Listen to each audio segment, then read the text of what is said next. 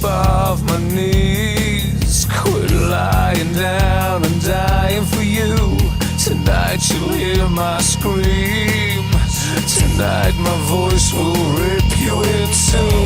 Don't you hear me? Don't believe a word.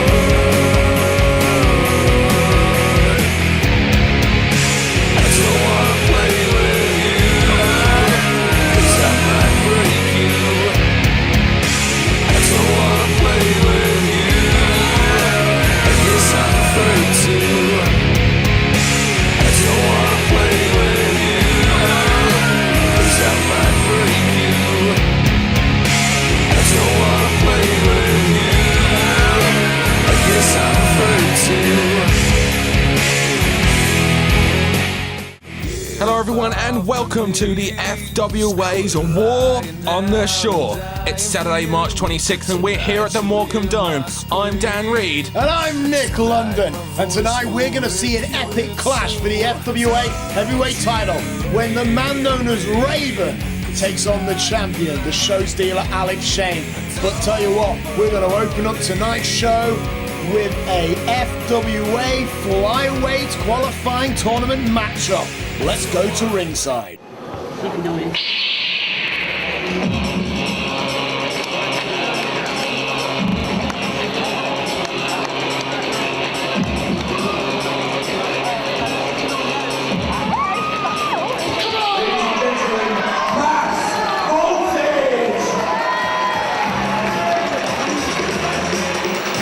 Well, ladies and gentlemen, first matchup, it's going to be a qualifying contest for the FWA Flyweight tournament because the FWA wants to crown its first Flyweight champion. And what a disgrace it will be for this Harry Potter lookalike to claim the FWA Flyweight championship. Totally disagree there. I think Max Voltage would make a fantastic ambassador for the flyweight division, would make a fantastic flyweight champion. He is actually, this is the interesting thing here, the star pupil of his opponent here tonight, Mark Sloan, down at the FWA Academy. I tell you what, this could be the sleeper match that steals the show. And coming into the ring by the entourage, please welcome the specialist, Mark Sloan. Now let me tell you something, it is a good thing, Dan Reed, that your opinion doesn't mean much, because coming out next is the specialist, Mark Sloan. Now many were believing that Stevie might have got this opportunity in the tournament, but Dan, you know what, Mark Sloan got it instead. The rumours were all wrong. Can I just actually correct you? You said that Mark Sloan was coming at you. I don't just see Mark Sloan. I see the entourage coming out there as well. There always seems to be a new member each week. It's unbelievable. Hey, look, All these guys have manager's license. Why are they there? Well, I don't know. Why don't you go down and check and leave me alone? Look, it's perfect mask. Mark Sloan... Is it raining outside? What the hell's that about? Hey, listen. Look, Mark Sloan has 4 limbs. He has one guy for each limb. Okay, to make sure the blood is circulating from all those limbs after the match. Anyway, ladies and gentlemen, we could see a legacy in the making. Because not many people know this, but Mark Sloan was the first ever FWA heavyweight champion. He also had a very, very good reign as All England champion. And if he should go all the way through the tournament and claim the FWA light flyweight title, then Dan, we're looking at the first ever Triple Crown champion here in the FWA. Yeah, but as far as Max Voltage is concerned, that isn't going to happen. There's a lot riding on this for Max Voltage, of course. One of his first FWA main shows, of course, Max Voltage finished second in the FWA Open Invitational Tour. That was rigged. Look, it was rigged. How is it that I didn't make it, yeah? Didn't you hear the cheers for the London boy? Let's get on with the match here, because we'll be arguing about this all night. As we see the exchange between teacher and student here. And that's the thing, Max Voltage is the student, Mark Sloan was the teacher. Mark Sloan is fully aware of everything that Voltage knows because he pretty much taught him it. Well, absolutely, and Mark Sloan no doubt will have a few extra tricks in his book. Voltage now trying to speed up the contest, but Mark Sloan caught him. There's a knee there from Max Voltage, but not a lot of weight on there, so he went over him. Unbelievable there, it was a power slam turned into a corkscrew flying head scissors. What kind of undermined trick was that? Undermined trick. This is the kind of action you're going to see in the flyweight division, courtesy of the FWA. You know what, Max Voltage could have been a member of the entourage, but instead he had to succumb to looking like some sort of piece of convenient food. And look at that wrestling attire of his. It must have a nutritional value on it somewhere. Shoulder block there by Max Voltage. He swings, brings over. I think he's going to go for a sunset flip. Absolutely not. Ducks the super kick here. These two know each other so well. Shoulder block there. Neither one of them go far. That's the thing about this flyweight division again. There's a 13-stone weight limit in these. Obviously, both these guys made the weight limit very, very comfortably. Max Voltage especially there. He's the second lightest guy in the tournament thus far. Only Spud is lighter than him. And there was a low blow. I suppose you're going to defend that. That low blow, an unbelievable discus clothesline there. Turns Max Voltage inside out. And now Sloan is on the offensive. Look, all I saw was that sexy kick. And he wiped out Max Voltage. Sexy kick. Sexy. And now Mark Sloan is in control. Mark Sloan, who had to try and drop a lot of body weight to make it into this tournament, to make that 13-stone mark. Mark Sloan must have been at least 25 stone of humanity before entering this contest. Yeah, I don't know really what to say about that, but anyway, there was that 25 stone or whatever it is you thought he was, dropping down on Mark Sloan on top of Max Voltage there. As he now works the arm after a couple of throws. Sets up for a beautiful suplex, and he hits it. He keeps holding on there as he rolls over to the cover. Gets a 2 count. Keeps body on body. I remember my early days in shoot fighting, and that was the kind of mistake that I couldn't personally afford to make.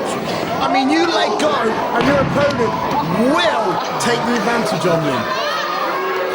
Sloan now taking the time, however, to pose, so there naturally is going to be a position point where Max Voltage can take advantage of Sloan. If he keeps on making these mistakes, he keeps on taking way too much time. He's taken Max Voltage way too lightly. It is a flyweight division. Oh yes!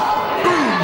Anyway, Mark Sloan is in control. He's working on the spinal column of Max Voltage. No doubt he will hit the Tomorrow Driver. And what a finisher which suits that flyweight division. If you're on the 13 stone, you can be picked up and you can be dropped in the Tomorrow Driver. That's absolutely true, but so does the Max Factor. The Max Factor sunset flip powerbomb kind of move. If you have that kind of weight where he can flip you over, which he can. Max Factor, isn't that some sort of shampoo brand?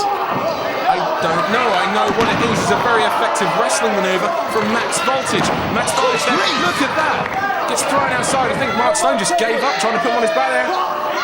Springboard double axe hand. I haven't seen that. Special driver. He's going back to his old roots, but Max Voltage with the reversal. Springboard second rope arm drag. Absolutely great wrestling there. So we see Max Voltage now springing from the ropes. Again, off the middle rope there with a springboard drop kick. Once Max Voltage starts running, you can't stop this kid, okay? You need to ground him, and that's what I think we've seen from Mark Sloan up until now. Once he starts running those ropes, once he starts using that springboard, you are in trouble. I remember many years ago, Mark Sloan was telling me, when I myself was a young pup, that he would like to turn this kid into the next Jody Blige. But looking at that, what a Sahi moonsault there, just caught him. If it had caught him a little bit heavier, however, caught him dead center, he might have got the 3 count. He wanted to turn him into the next Jody Blige, but I bet right now he wishes he turned him into the next Daddy Giant Haystacks or something, just so he wouldn't have to take him on. Stop you that. 2 count there. That's fine. I was going on a tangent. He hit the Northern Lights. Going on a tangent. I thank you. It's how I got this job. Like I said, he hit the Northern Light suplex. He also hooked the leg. Very Taz-esque, if you don't mind me saying. He hooked the leg. Got him a 2 count there. He now, complete disrespect being shown. He's just driving the boot into the back of Max Voltage there. The referee's issuing a count. He's trying to squeeze the excrement out of his head. It's just complete disrespect. Oh, absolutely. He's the teacher. It's his job to be disrespectful. I mean, come on. If this is truly a teacher and a student relationship, they ought to bring back the cane. You see now Sloan once again, as we were saying earlier, slowing down, taking him into the other corner. See, Sloan keeps making these mistakes. A guy of his years and the fact that he's a trainer knows all about the mistakes that you shouldn't need to make or you shouldn't make. Oh, what's that? You're talking about this. Oh my Lord. Far too long there. Max Voltage now trying to make Sloan pay. Springboards up to the ropes. Ducks the moonsault to Sloan, goes from behind, rolls up. This is so hard to call because it's just so fast. Once Max Voltage starts running those ropes, ducks the clothesline, waist lock again. Sloan now tries to slow it down, pushes him against the ropes. You might notice that Sloan used technical ability and high flying to take the advantage. Sloan tries to almost use the kind of moves that we've seen from Max Voltage there as an insult to injury, and then puts the knee as a form of cover. I mean, surely he knew he wasn't going to get the victory. You've got to remember though, this is amazing coming from Mark Sloan. He was recently a victim of the random attacks that have been going backstage at recent FWA shows. Shortly after his New Frontiers contest against Stevie Lynn, he was a victim to this random attack. We still don't know who's responsible for that, but thankfully Mark Sloan, like Xavier, was given medical clearance to wrestle.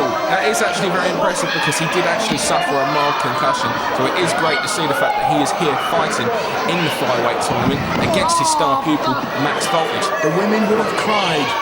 What a great way to open this show here, the war on the shore. We see a series of knees from Mark Sloan. Drops young Max Voltage, double knee to the face there, courtesy or shades of Stephen Regal. Oh! Oh! Damn! Now that would have stung. That was like 20 lashings right there for Max Voltage. Mark Sloan doesn't believe in writing lines. He believes in giving him the wrong end of the stick. This is what it's been like all through the match. Just complete disrespect. We saw him stomp on the fingers there, just push him away with a boot. Now he just takes his head into the turnbuckle. It's almost as if he's not really taking him seriously. He's trying to one-up Max Voltage. Would you honestly respect a guy that looks like that? He's trying to one-up Max Voltage using the high fly moves we saw him earlier with the springboard.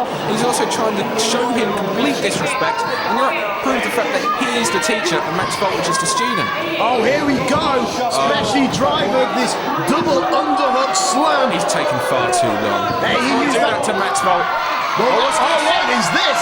Oh, now that was nasty. He actually almost jumped off Mark Sloan's own knee to drive him down in a flatliner-esque maneuver. Yo, what? I've never seen that. He climbed off the knee to give it extra leverage. It's like he created his own middle rope.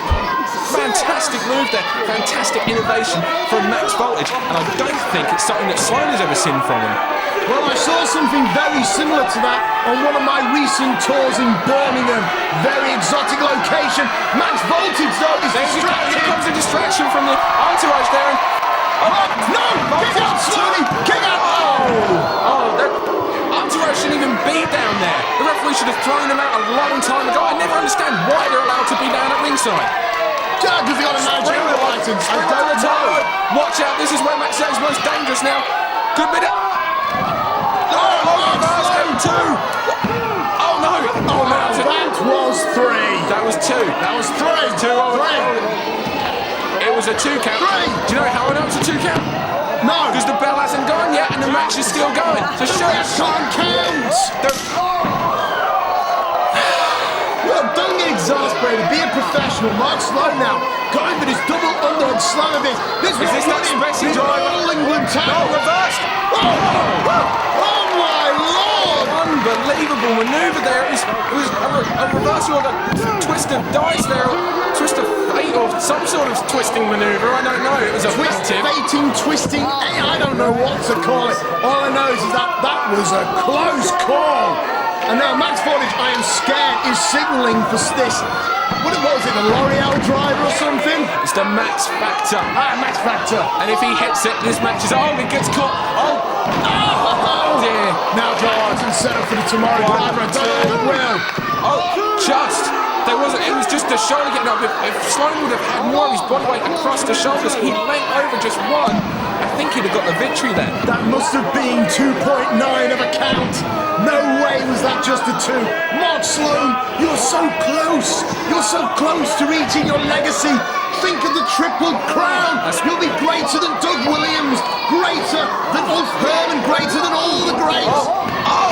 That's splashy driver going for it again. It's always been the downfall of Mark Sloan throughout this entire match. He keeps going back to his old school roots, using that splashy driver, and it keeps coming back to haunt him. Well, he's going to get it one of these times. Come on. You know what? The odds are looking quite good. I reckon if he goes for it one more time, he'll hit it. Oh, flying knee. This could be it now. Was it 1, 2? Oh, kick out there. Give Max Voltage a hell of a lot of credit here. He's taken everything that Sloan has dished out to, including his complete lack of respect, and he keeps getting up.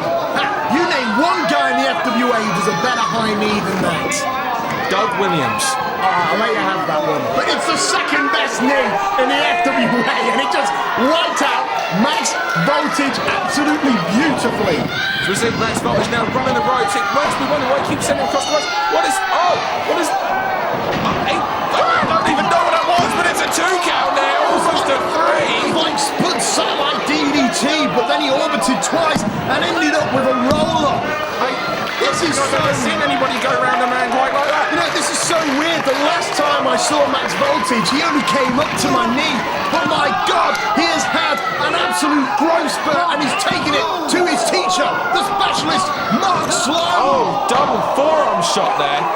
Both men down, both men have given it, well, I say both men have given it, I don't think Stein has. Sloan could have taken this match a lot more seriously and shown more respect to Max Voltage than what he has done. But Max Voltage now has been making the most of all the mistakes that Sloan has been making. What is your issue with respect? Every time Mark Sloan shows respect, just because you have no respect doesn't mean that everybody else should follow suit. It's a point, and my point is that every time Mark Sloan shows disrespect, he wins championships. You know what? Maybe if you had a bit more respect for people, you might have got further in the Open Door Invitational. You know what? If you have more disrespect towards a fellow man, you might have a girlfriend. No! I told you, Nick London.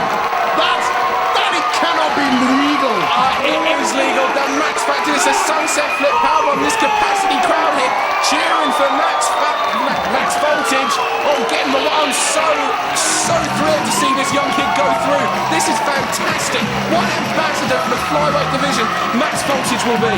Well, you know what? This is really set a very high standard, because tonight we've got a second qualifier for the FWA flyweight tournament, when the smallest man in the UK wrestling business, Spud, takes on his former running buddy, Jack Storm. That's right. It's coming up later on tonight.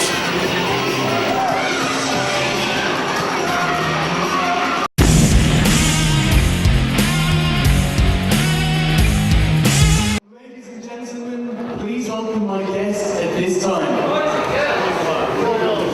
The Red Dragon, Aviv! Now, recently at the Wrestling Channel Super Show in Coventry, which I must say was marvellous, Johnny Storm was attacked backstage by James Tighe, and in the attack, James Tighe has a storied history with Johnny Storm, injured his knee, meaning that Johnny Storm could not compete at tonight's show. This now means that Aviv Maayan has no tag team partner in his contest against James Tighe and 5-star Mark Belton. Aviv Maayan has no tag partner, and he's Welsh. He's got nothing going for him. But let's hear what he's got to say. It's James Stein and myself, Mark Belton. Now, your opponent will be Johnny Storm. Unfortunately, he cannot be here this evening due to oblique injuries received.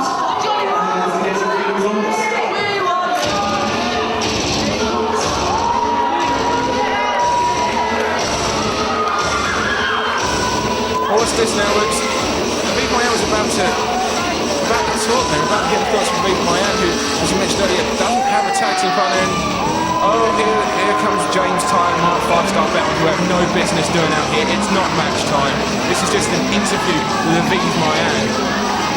And James Tighe, Mark Belton now. I'm sick of these guys. You know what? Probably the most promising young tag team that have come through recently. They were joined together for their pure, unadulterated hatred for Johnny Storm. And what a great reason to get together. And Aviv Maayan, really. Got to remember that Mark Belton and Aviv Maayan, former tag team partners.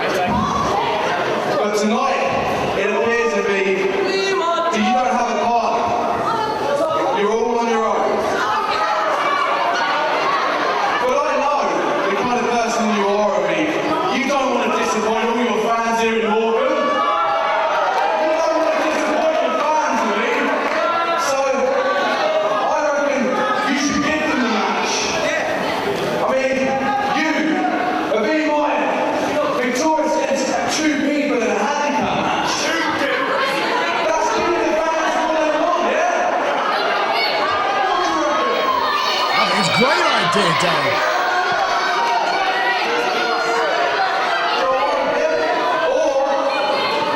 You can try, and I say try, to find someone about it to be your partner. But judging by what I think the time is, you've not got long. You've only got about 15 minutes, so I don't like your chances. So what about it, Lynn? Handicap match? You against me, my son? Hey? Mark my words, Aviv. Mark my words. Handicap tag match. The end result, you will tap out. James Tighe is obsessed with making Aviv Maayan tap. He is obsessed with making Aviv Maayan tap. He has not been able to do so in all their meetings. However, that man right there, Belton, has. Yeah, he's done it twice now. Exactly. Via the camel clutch. Devastating maneuver, but hopefully James Stein tonight will get it done. Aviv Maayan has either got to take them both on or find a tag team partner. Quite daring saying that, for all we know he's going to bring back some 7-foot sheep, but hopefully he'll come out on his own. Belton doesn't seem to be taking this too seriously as opposed to James, because Belton's actually already made him tap out twice.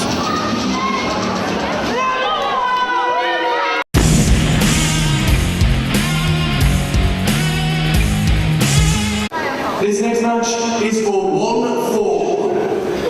Please welcome first. The Shining Light, Stevie Knight.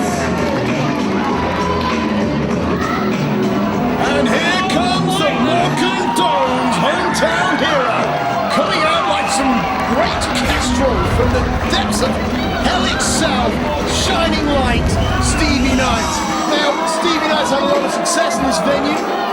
He won the FWA Tag Team Championships alongside the one, the only, Alex Shane. And now Stevie Knight is going against Stevie Lynn. Now, Stevie Lynn has defeated Stevie Knight's tag team partner, Mark Sloan, recently at the New Frontiers Broxbourne Civic Hall. So Stevie Knight wants to show Mark Sloan how it's done. And Stevie Knight is hoping that this victory will convince the FWA management that he is worthy of joining the FWA Flyweight Heavyweight Championship Tournament. It's not about whether or not he's worthy, be it how many victories he pulls off against someone. The problem with Stevie Knight is he's a little overweight by about 2.5 stone. Come on, don't be sick. Look at him. He's a trim, fit athlete. He's a trim, yes, give it. fit, Yeah, athlete. 15.5 stone. Athlete. 15.5 stone. He's a 15.5 stone athlete, which is 2.5 stone over the weight limit for the FWA Flyweight division. Fit, trim athlete. Anyway, as we were saying, he's going to take on Stevie Lynn. This is not, I repeat, not an official qualifying contest for the FWA Flyweight Championship, but I honestly believe in my heart that Stevie Knight will fly, appropriately, to victory. And he will convince the world that he is worthy of the illustrious FWA Flyweight title. At least he will be illustrious around that man's waist. When he sheds 2.5 stone. And he's against Stevie Lynn here tonight, who, the slight problem that I'm worried about this is he might have actually prepared himself for Jerry Lynn. It's been a while since I've been to Morecambe. The fans seem happy about that. Well, looking around this room, nothing's changed. Still the same fat million women. No need for that whatsoever. It's true. Still the same chav men. However, as you'll be able to see, I have totally changed since last time I came to Morecambe. That is a new ring attire. You will be able to see from this finely tuned physique that I have in fact lost 6 stone 4 pounds. Wow! I now weigh Not taking your 10 papers. stone 3. No, don't say that. 10 stone 3? No. That's not what the weigh-in said earlier. So, people, show me the respect that I deserve. 15 and a half stone. I will be forced, and I don't want to have to do this, but I will be forced to come out there and slap you all in the teeth. That sounds like a main event to me. You old tart.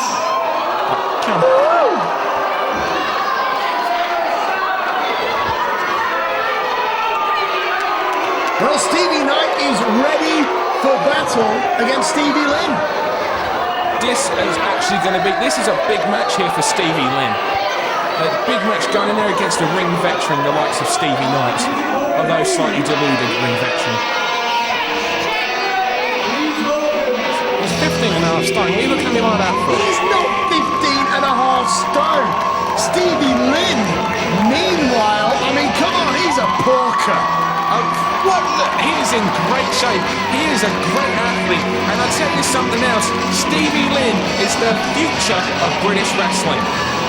Do you know how many times I've heard that one? Look at this! Look at this man, Stevie Lynn! I see a tyre around that belly. I mean, he's got to crunch up a little bit. Anyway, we know he does not belong in an FWA ring. He is reckless and he is dangerous. That is right, and he proved that at New Frontiers with that reckless and dangerous shooting star press that he used. Well, that shooting star press, quite a flyweight move, don't you think? The shooting star press that he used to defeat the tag team partner of Stevie Knight, Mark Sloan. So you're saying that all lighter-weight competitors have got to use high-flying manoeuvres? No, I'm just saying the lightweight. Have you ever heard of Dean Malenko? Great technical wrestler. The flyweight division needs a technical wrestler to save us from the boring, monotonous, high-flying, springy, bawdy action. I never said that. Spud delivers. I never said that all flyweights would be doing that. I'm just saying that the lighter guys can do that, as opposed to guys that weigh around 15 and a half stone. He's not 15 and a half stone. He is a trim, thick, I don't know, 10 stone maybe. If you can count, he's 15 and a half stone. Now Stevie Knight's now jaw-jacking with the crowd, showing them complete disrespect, as he is showing Stevie Lynn as well. Do you remember, did you see him talking to Mark Sloan before New Frontiers, advising him on what the finishing moves and the actual ring style of Stevie Lynn was? He thought he was talking about Jerry Lynn. He hasn't a clue. I can't get over how fat Stevie Lynn is. Anyway, full Nelson and the reversal there, and I'll give you this. This is great wrestling here. it's good. He is a technician, is Stevie Knight. Oh, Stevie Lynn, however, the reversal cinches in that wrist lock now, working on the left arm. And the king of the pork pies has a wrist lock on, nice and tight. King of pork pies, he's a fat man, Stevie Knight. He tried to reverse out of it and he ended up back in the hold. Look, listen, Stevie Knight is the future of the FWA flyweight division. Why will no one believe me? No, that was nice, I'll give him that. That was a very nice wrestling. Stevie Knight can go. Former FWA tag team champion, as is Stevie. Oh, look, he required this top rope there to flip out of that He one. backflipped for crying out loud.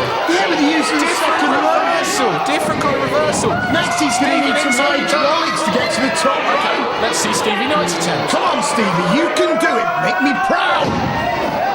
Hey! Oh, in your face, Dan Reed.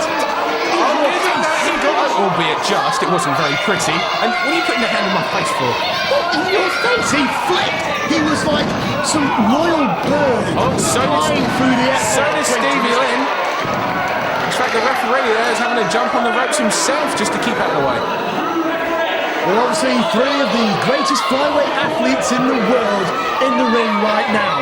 I suppose you think that Mike Bishop belongs in the flyweight division. Mike Bishop, slightly heavier than the 13 stone weight limit, I'll give you that. Now, let's be fair, Mike Bishop is a former athlete. He was a cricket player before coming to the FWA. Though, by the looks of him, he's spending more time actually sitting on the side drinking lemonade. Certainly the beefy of the FWA. And we see... You're a horrible man, Dan Reed. Wrist lock now by Stevie Knight. Absolute wonderfully executed there. Stevie Lynn now. This is nice chain wrestling here. And with wrestling like that, Stevie Lynn won't have an opportunity to embarrass himself on the top rope. Takes him round into a headlock there, headlock takedown. Stevie Lynn counters into a head scissors there. This is great, actually, sound mat wrestling we've seen here, with the exception of Stevie Knight trying to outdo Stevie Lynn with the aerial escapes that we've seen. Who needs pooping star presses when you've got leg scissors, you know? Pooping star press. I know, listen, back to Whatever works. I'll give you that. If it works, it will do the job. Headlock! Beautifully executed. What worked for Stevie Lynn right there was the escape he used, and he is back into that side headlock. I feel in the ring. Sorry, there's a match going on. Stevie Knight now. Head scissors. Back on. Excellently done. Again, nice mat wrestling. Yeah, very nice mat wrestling for a flyweight. I say, usually they like to fly, but Stevie Knight likes to keep it to the ground. It's almost like the British version of Dean Malenko. Oh, kick up there and a nice arm drag, and Stevie Knight backs off into the ropes. Stevie Knight's not happy and complaining to referee Mike Bishop. And there's another one there. Nice move there. Sneaking up from behind is Stevie Knight and getting that arm drag. This time Stevie Knight takes a roll out to the outside. Try and compose himself, catch his breath. That was rude. Can't quite keep up there with the flyweight. Stevie Knight now. Calling himself down. Absolutely. Going outside, stop the momentum of Stevie Lynn. This is the veteran-esque maneuver here of Stevie Knight. Taking his time getting back into the ring. We are now ready to continue this epic flyweight contest. Oh! Nice trip there. What's going on? Oh, that's a nice trip there. Oh. What's going on there? He's trying to jump over like a nice Joe Cradle, and Stevie Knight catches him and drives him into that corner post now and straight to the turnbuckle. He just slapped him in his pork belly. That was a close fist there. No, it wasn't. It's a chop.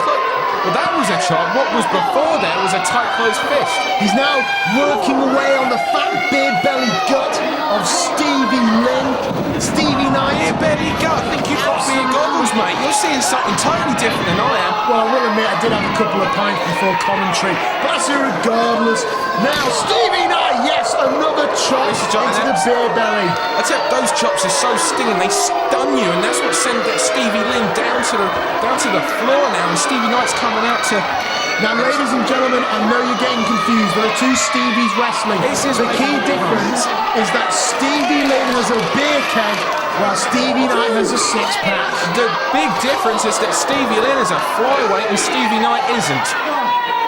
No, Stevie Knight is a flyweight and Stevie Lynn isn't. See, you're getting confused already, Dan Reed.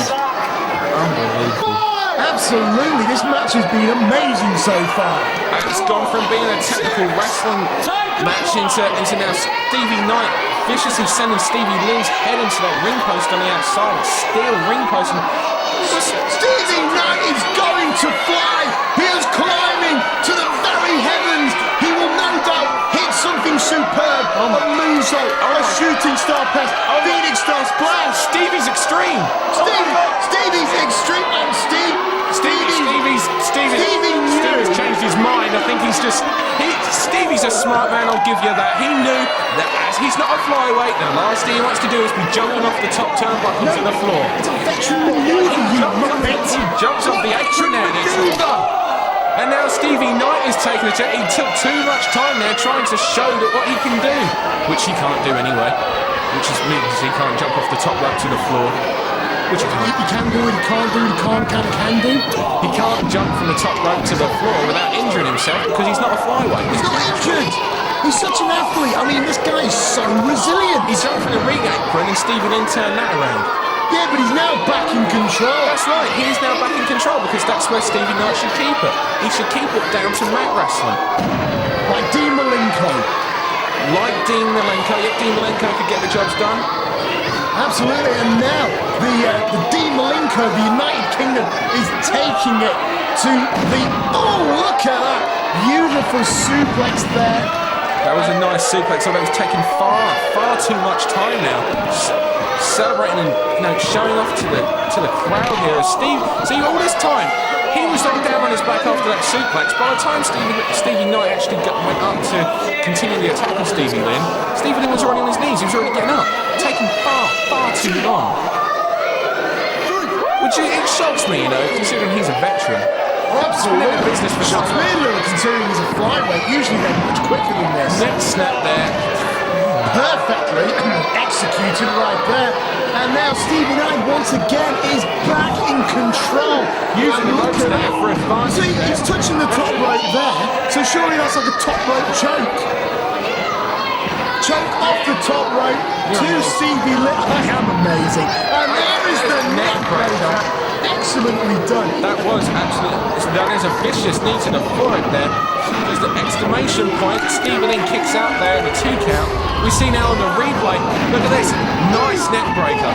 Very nicely done. This is another angle, dropping the back of the head, smashing against the mat as well. Seems affected on the back of the head, stunning him slightly as well as a neck breaker. It was very, very well done. Well, one brief moment there, we saw a budget raise, obviously an FWA promotional, and now Stevie Knight, big leg drop, cover. He didn't get the pin now, but I'll tell you one thing. Cover. Did he honestly think he was going to get the win? No, I've seen covers like that before. Flyweights in Japan tend to. I tell you what, if he's going to keep making these kind of mistakes, Stevie Lynn's going home with the match because Stevie Lynn will make him pay. So, vicious knee there. Oh, beautiful done. Oh, again, come on, Stevie, do it again, please. Knees. If he did do it again, if he continued on things like instead of jaw-jacking with the crowd. Come on, Stevie, knee him in the face again. It's me birthday, Stevie. Come on. I have seen birthdays in the years. It's a Polish thing. Stevie Knight now back in control. He's definitely having a better look here over Stevie Lynn and Mark Sloan at New Frontiers. Beautiful pavement slam. Pavement slam. Okay. We are in England. Sidewalk's American. Anyway. He's going for the pavement slam again. No, backbreaking now. He's focusing on the back now. Absolutely. And I don't even know how to call that. All I know is referee Mike Bishop needs to. That is. That's really cool. Oh my God! Oh my Lord! Dan Reed! Well, I know that's a delicacy over in Norway, but here at the Morecambe Dome, it might just pave the way for Stevie Knight's victory here tonight. That can't air on this channel until after 12 o'clock, surely. 9, that's the watershed. And Stevie Knight now, he's going to fly. He's going to hit something truly spectacular. Last time to the top, that was a mistake, and this time it was a mistake, and now it's Stevie Knight's crown jewels, so we say, that are feeling the pain, albeit not from his opponent's mouth. That was a mouth lock on the. Never mind. I will admit this has been an interesting contest. It's been a ball-bitingly good contest. And the top rope superplex takes both men out. Let's go back to the replay. Now high impact, absolutely both men down now. I've never seen a match quite like this. This match has had everything. It's had honour, it's had high flying, it's had intensity. It's had a lot of intensity. Dan Reed, calm down. Back to the contest now. Referee Mike Bishop. The double no standing 10 count. Will it end like this? No. Right, and Stevie Lynn now first up. And Stevie Lynn's on fire now. Stevie Lynn sends him down without saying, taking too much time. No. We know what we saw at New Frontiers, the shooting star press. I'm pretty sure this is illegal. This is the Stevie star press. Stevie star! He went for the 450. Went for a 450. He tried to land on his feet. He ended up swatting himself. And now Stevie Knight, all he has to do is make the cover. Yeah, but he's taken far too long time celebrating, and there's a victory roller. 1, 2, 3, there's enough. I told you if he kept making those mistakes. I told you, Nick London, Stevie Lynn will make any competitor out in the FWA play. Hey, Doug! Here's 20p! Call someone who cares! Look, all I know is Stevie Knight was robbed. All I know is Sloan is up on the stage there, the entranceway. I dare say Sloan now feels feeling that Stevie Knight now knows how it feels to be defeated by Stevie Lynn. Yeah, but Sloan rubbing it in there still. What can I say? I don't know what to say. All I know is that Stevie Lynn no doubt has shown a very strong case for his inclusion in the FWA Flyweight, but I honestly believe that belonged to Stevie Knight. That you honestly believe that it belongs to Stevie Knight? Who won the match? Stevie Lynn. Stevie Lynn is now 2-0 in the FWA. This is going to end. Oh, piffle. Anyway, coming up next, ladies and gentlemen, Aviv Maayan. Has he got a tag team partner? We're going to find out very shortly as he takes on James Tighe and fight star Mark Belton.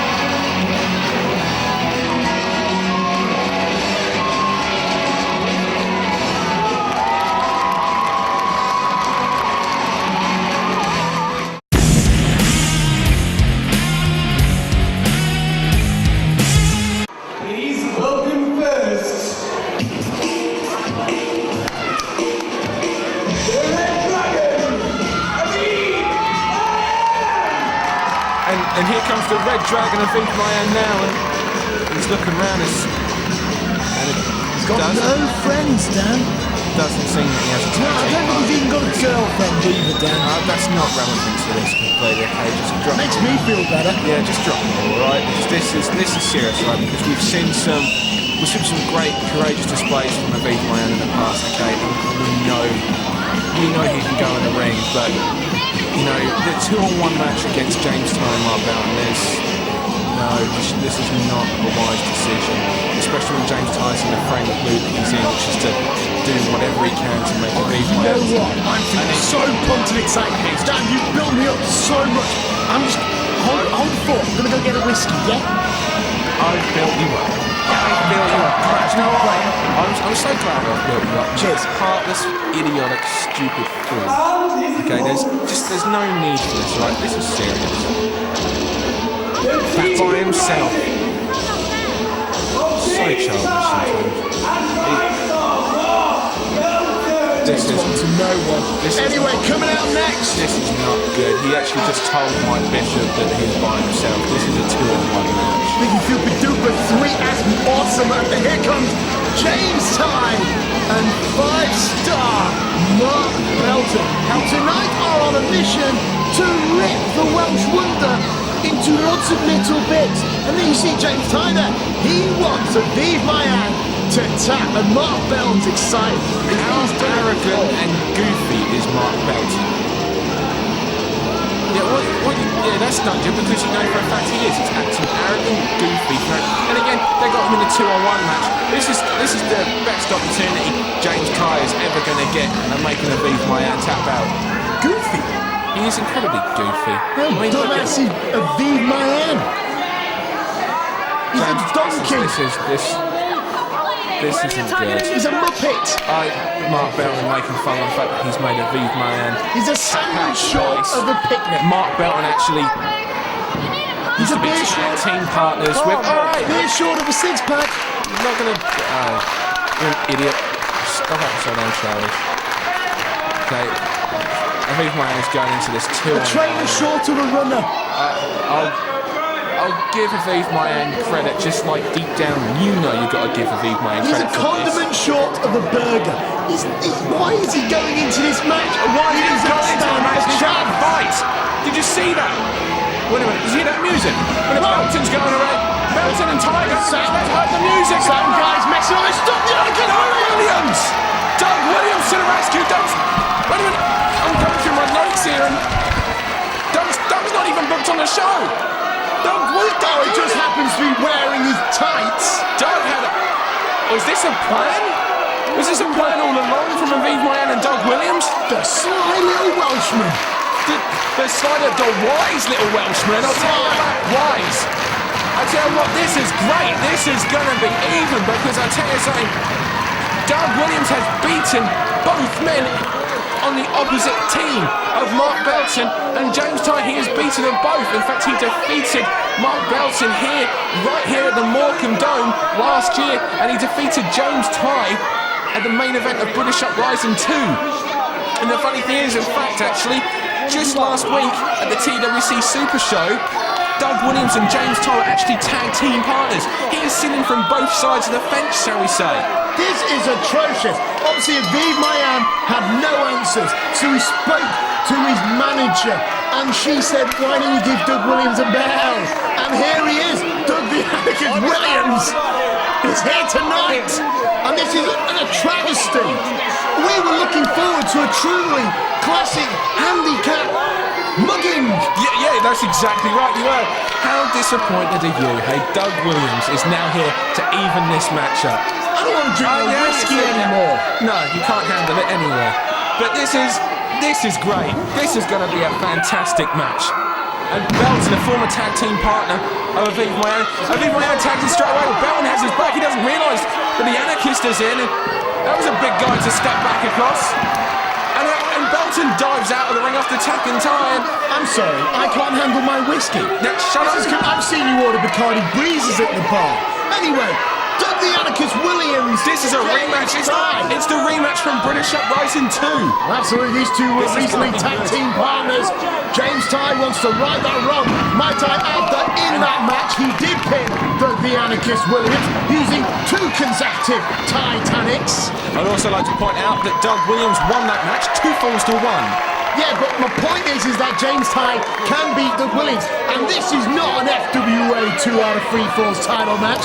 This is a tag match. James only has to pin him once. I also like to point out that last week during that tag match where the two were forced to be tag team partners, it was Doug Williams that got the resultant pinfall victory over Tiger Emperor Kotaro Suzuki. So Doug is put on a bit of a roll here. Doug was the team captain of the team that we saw last week, along with Scorpio. I'd also like to point out that you're a worse commentator than Tony Giles, and you have no idea how bad an insult that is. Don't you dare talk down to me. I'm the only one who's remained in this booth. That actually hurt my feelings.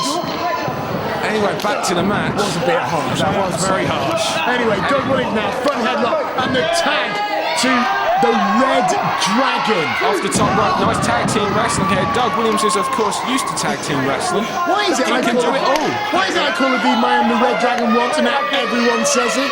When am I going to get royalties? Now, we've seen this combo before. They used to be tag team partners. Mark Belton betrayed Aviv Maayan, artistically I might add, and then in later contests have made Aviv Maayan tap out via the camel clutch. Not once, but twice, Dan Reed.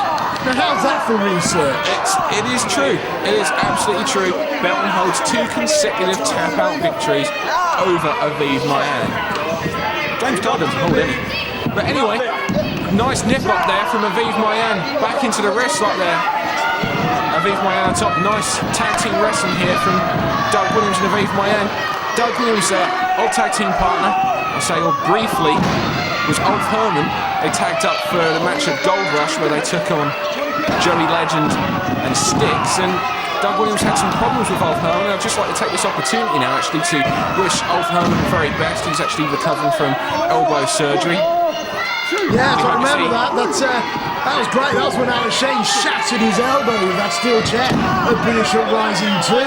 And he made his freaking return at British Uprising 3. That's right, he kept him out for a year, and in fact he's keeping out longer because that elbow problems caused him to have elbow surgery. Nice deep arm drag, shades of the great Ricky the Dragon Steamboat there, working on that shoulder and arm. And interesting to see how well that Doug Williams and Aviv Maayan are doing as a tag team here. I mean, it's the first time to my knowledge that the two have actually paired up. They're doing incredibly well, with Doug Williams very skilled in everything. He is the best. I don't like this pairing. I mean, I really don't.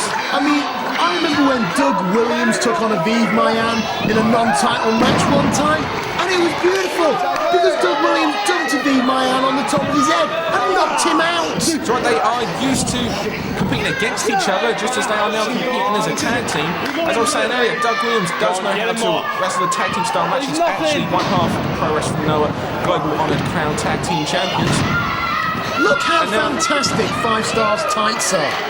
5 Star, after all that wrestling that 5 Star just did, and I'll give him credit on that, that was great wrestling, as opposed to, it was a great drop kick there and a nice deep arm drag again, and the one thing you went on about was his tights. Dude, I've had 7 units today.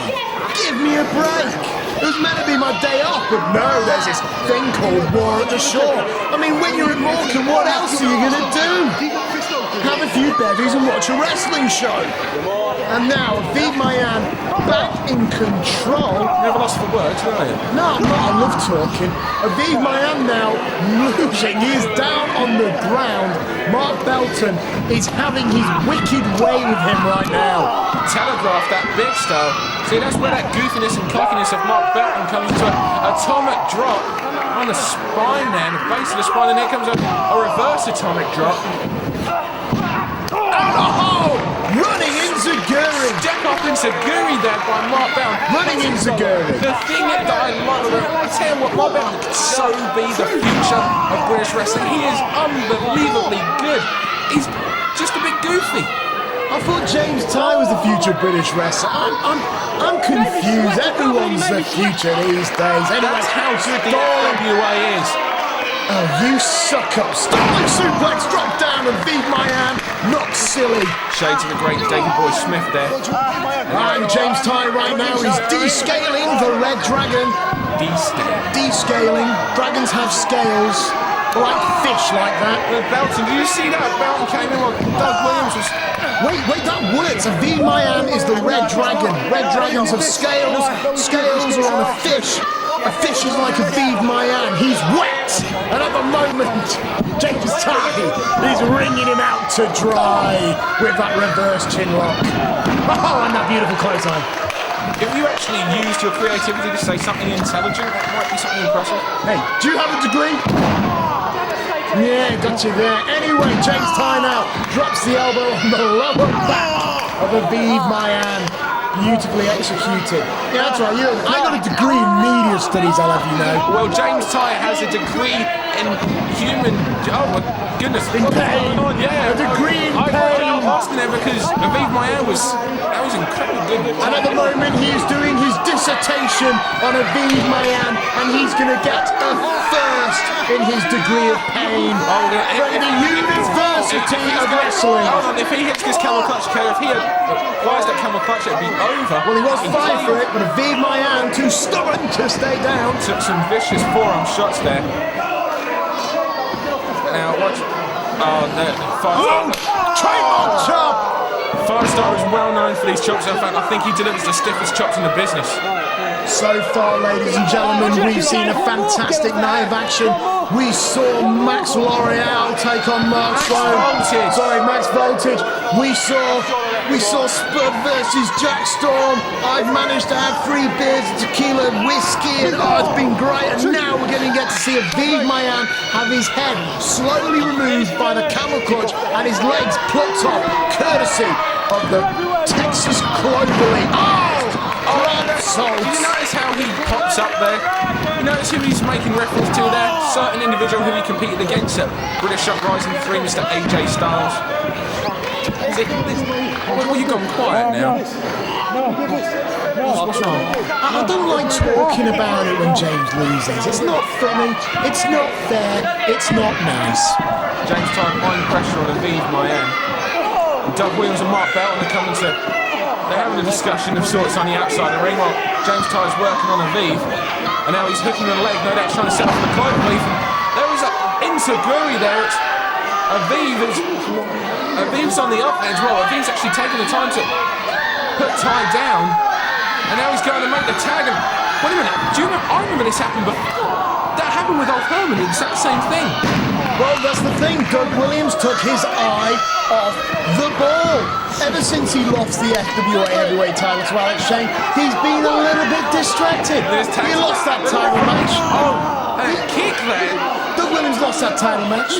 He lost a tag contest against Styx and Joe Legend when he was teaming up with Ulf Herman.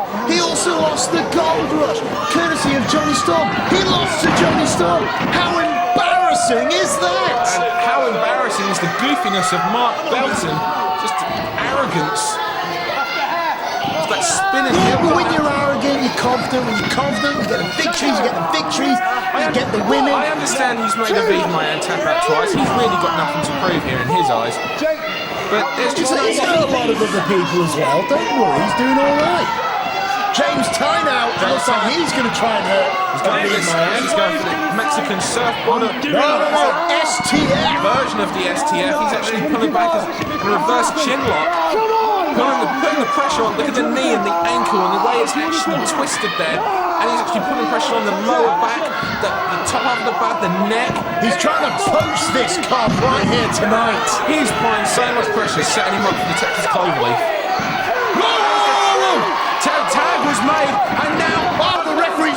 It's cool, everyone. It's okay. The ref didn't see it. Doug Williams got to get out of the ring. You know, I so hope that he did see it, because look at this. This is a mugging that's happening now between James Tighe and Mark Belton over Aviv Maayan. Oldest trick in the book. Nicely done. I mean, Mark Belton, he first entered wrestling with, lots of kicks, but he's taken a lot of influences from his old school heroes, from the days of the world of sport. And look at him, he used that old trick in the book, the distraction that allowed Doug Williams to be kicked out of the ring. How embarrassing, being kicked out of the ring by Mike Bishop. James Tighe on the fence. No, Aviv Maayan coming back now. Aviv Maayan fighting back. James Tighe stops from his puff, sends him across the ropes. Side suplex going up for. No! Oh, reverse DDT! Off the tilt-a-whirl. This is reverse DDT, trademark maneuver there. Doug Williams getting a little fidgety on the outside there. Right, this is the point of the match that Aviv Maayan has been searching for. The opportunity to make that tag to Doug Williams. Okay, he needs to get the tag. Both men. Who will get the tag first? Oh, come on! Both men get the tag, and Doug Williams is in now. Quick schoolboy, 2. Doug Williams on the offensive, double leg takedown there, drop down for another 2 count.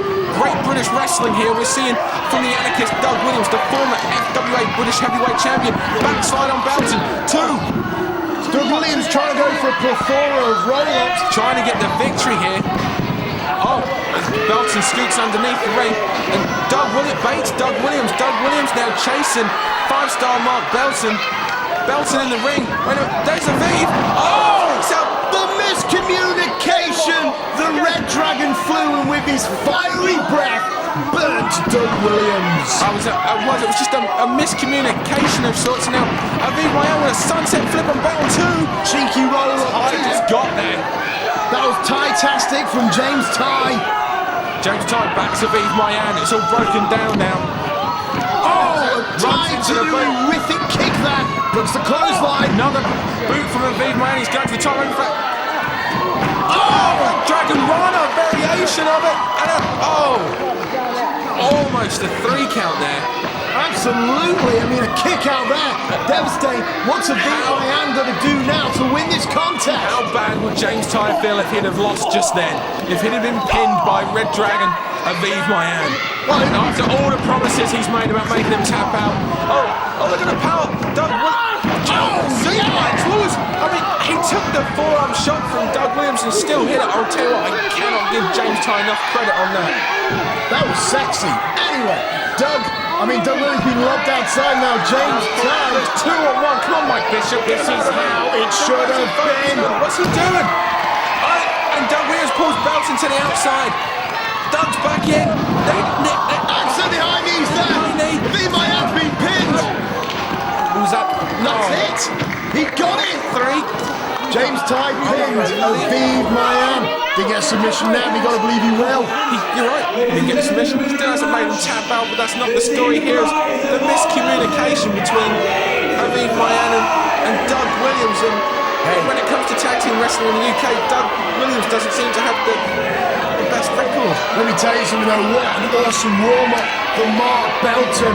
We should mention that Mark Belton's next challenge, he will be taking on the returning Phoenix Jody Flight. Absolutely. Coming up at FWA Crunch. At the Brooksbourne Civic Hall.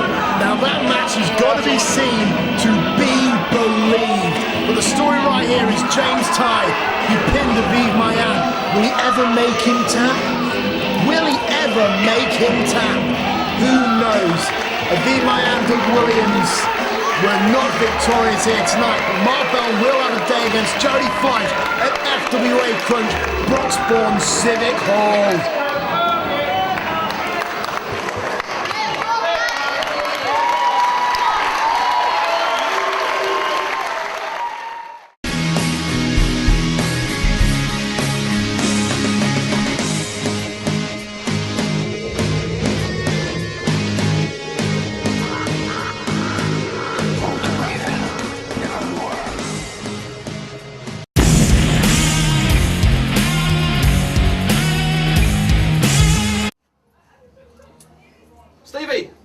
Stevie Knight. Greg Lambert, the world's #1 wrestling journalist. Yeah, I've seen you before. Now, my friend, Elisar Cabrera, acting managing director of the FWA, is not prepared to do anything about this guy who's going round attacking people at random. Took out Xavier, took out Mark Sloan. I am, on the other hand, prepared to do something about it. I'm going to find out who that person was. And Stevie, it seems to me that you're quite high on the list of suspects. I'll explain why. Because I remember Gold Rush. I remember the night that Xavier was attacked. And Steve, Greg, where is this going? I've just shut up. I've just lost a match to Stevie Lynn. Stevie Lynn. This isn't important to me. I understand it's Greg, a difficult time. This isn't important. But Steve, you ran backstage after that battle royal at Gold Rush, fast as your legs could carry you. Yeah. 10 minutes later, Xavier's found laying face down. Right, well, listen. What problem do I have with Xavier? Well, you wanted to stop him from winning the Gold Rush. I don't care who wins the Gold Rush. I never won the Gold Rush, so I don't care who wins the Gold Rush. All right, well, how about this then? Your tag team partner, Mark Sloan. New Frontiers. Mark Sloan goes backstage, having just lost to Stevie Lynn. Okay, you're in the ring, you're standing in the ring, but who has the most to gain from taking your partner out? Stevie Knight, you. Because you didn't want him to be in the Flyweight tournament. You wanted to be in the Flyweight tournament. It's not beyond the realms of possibility you could have, got rid of a few of the old greenbacks, paid somebody to take him out, listen, you know what I'm saying? Listen, whether you noticed or not, when Mark Sloan got attacked, I was still in the ring receiving the adulation from the faithful punters of Steve Knight. You paid somebody. They were paying homage to me. The You last had- thing that you I had a want to hitman. think of is, who? Name me a pair. No, don't come in here. Come on, tell me who. Well, Who? that's not for me to... You don't find know out, Steve. anybody, do you? That's for the Greg, internal get out. investigation team to Greg, sort. get out. You've answered my Greg, question. get out.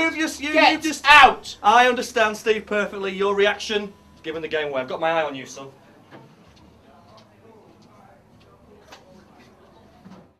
This next match is for one fall and is a first round match in the Flyweight Division tournament. Please welcome first.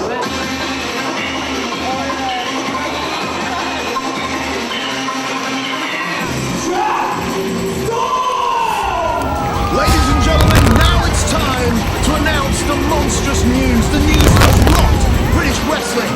That news is that I, Nick London, recently reclaimed my proud Loughborough Heavyweight Championship in an untelevised event. And it just goes to show, Dan, that there is a conspiracy to keep me, a living legend, out of the ring. A same conspiracy where in the Open Invitational, a man like Jack Storm would win it and go against max voltage and win the hearts of the fans. It is sickening. Jack, I'm not even going to bother talking about half the stuff you just said. But anyway, what I am going to talk about is Jack Storm. But he actually only barely made the flyweight limit, weighing in at 12 stone 13 and 3/4 pounds. And the person that he is actually fighting tonight is Spud, who just happens to be the lightest man in a tournament at just under 9 stone. Yeah, amazingly, Spud weighs practically a pound of sugar almost, or 9 stone of sugar anyway. And anyway, this is going to be a great contest. These two men have been running buddies. I mean, they've toured mostly across the Midlands, but then they found success in the FWA, particularly Spud, who recently is coming off a very hard-fought contest at the Wrestling Channel Super Show, where he took on Chris Sabin, he took on Johnny Storm, and he took on P.T. Williams. Awesome match. He didn't prove victorious, but then P.T. Williams did hit the Canadian Destroyer. On Chris Sabin as well, Spud wasn't pinned. I must say that Spud made a very, very good impression at the TWC Super Show. And these two know each other very well. In fact, they've competed twice on TV before, both Birmingham natives. And Spud has actually come up on top on both times. Jack Storm, and to make sure that it doesn't happen 3 in a row. Well, actually, I mean, it's just unfortunate for Jack Storm. He made himself quite infamous when he used to use the cradle pile driver as his finishing manoeuvre. But unfortunately, that's banned in the FWA. Meanwhile, Spud using the Phoenix Star Splash. Absolute awesome, awe-inspiring manoeuvre. The good thing about this, though, as far as for Jack Storm, where he's trying to end the winning streak for Spud against him, is the fact that Jack is actually just coming off the FWA Open Door Invitational, where he finished first, where he defeated Max Voltage in the final. Yeah, he only won first because him and the other 50 competitors in there decided to wipe me out. And what this Mega's going, nice, distracted Spud there. It was unique. I've never seen him do that before. Yeah, it's very slimy. Jack Storm now whipping off. Oh, and here we go. He catches Spud, picks him up, and Spud attempting to dump him. Oh, this. Unbelievable there. This goes to show you the size difference between these two. With Jack Storm weighing in at 12 stone, 13 3/4 pounds, and Spud at just under 9 stone. Who would have thought that in the flyweight division there would be a weight advantage involved? I tell you what, there was a lack of respect there, though, considering these two have worked together. There's so many times in the past, be it tag team partners or be it as opponents. These two used to be very, very good friends, both from Birmingham. And what was that? Well, they know each other so very well, and Jack Storm is trying to embarrass Spud. Spud, who's come off 2 huge appearances in the Coventry Sky Dome, one for British Uprising, one for the Super Show, and now Spud just slapping the taste out of Jack Storm, and Jack's mad. Spud grabs the headlock there. So this is going to be great flyweight action when Jack Storm can start taking Spud seriously, which it won't take him long to do because Spud will certainly make sure he's in a position to take him seriously. Absolutely, this will be an awesome contest. You've got the 2nd and the 3rd best flyweights in the country being commentated by the greatest flyweight of all time. And yeah, this match is really going to just get back to the match. Anyway, they're just wrestling each other now, going for pinfall. Spud! Oh, he's got the wheelbarrow again. Taking out in an arm drag there. Nice. Absolutely very nice there. Once again, Spud now with this satellite head scissors there takes Jack Storm down. I did that once. What? I've done that once. You've done what once? I did that. Thingy ball. Anyway, Jack now reverses. Spud's trying to speed up the contest. Jack Storm, nice Japanese arm drag. Gorgeously done. And a drop kick from the near 13 stone monster. Jack Storm now trying to get this crowd into it, sending Spud across the road. Spud stops that, hits a knife-edge chop, now tries to hit Jack Storm against the ropes, but the weight advantage and power advantage Storm comes into play there. Just stops him mid-track, and there's a European uppercut now slowing Spud down. Taking him to the corner. I mean, this match really is getting quite busy. I mean, it's obvious that Spud wants to keep it fast, and Jack wants to try and use his power in this contest. Thankfully, I've never been in the ring with Jack Storm. I have been in the ring with Spud. Nice. He embarrassed me. Very, very, very nice. Beautifully done, yeah. Absolutely. Spud knows what he's doing. This is the thing with Spud. Being the lightest guy in the country, and in this tournament no less, he is always facing the fact that he's the lightest guy. He knows now what to do against a heavier opponent, because he's never had to face any other ideal match. And Jack Storm seems to be quite serious. Jack does seem quite concerned. He's holding his neck now. I mean, there was a vicious whiplash effect when Spud swept the leg underneath it. He's stronger than you look, his old Spudley. I mean, he wasn't able to get his feet down at first in order to, possibly take away the pressure down there on the head and the neck. You can just sense just head and neck first. the crowd atmosphere it's just been completely sucked out with the concern for Jack Storm. Oh, Spud, you vicious little potato! Spud's taking advantage of it. I tell you what, this may be what he has learned from that match with Hayden Vanson. What, to be a brutal little sot? Brutal little sot. This is professional wrestling. This is the FWA, and this is the flyweight division and the flyweight tournament. And Spud wants to be the FWA, not to mention the very first FWA flyweight champion. He will go down in history. He's really being quite nasty today. That's a vicious head scissors there. And that's how he's pushing up on there. All the weight is coming down there on the neck of Jack Storm there, squeezing literally the life out of him. You'd think with his size that Spud would be almost, I don't know, cuddly maybe, but evidently against Jack Storm, he's a vicious teddy. Oh no, he's no cuddly Spud. He's now picking up Jack Storm now, no doubt about to work on that neck some more. Jack Storm now fighting back now, proving that he's not dead yet. Oh no, he's proving he's not fighting a plush toy. He's taking on Spud. A very tenacious commander. Another neck breaker there. Spud has come in. Spud is sitting open in there.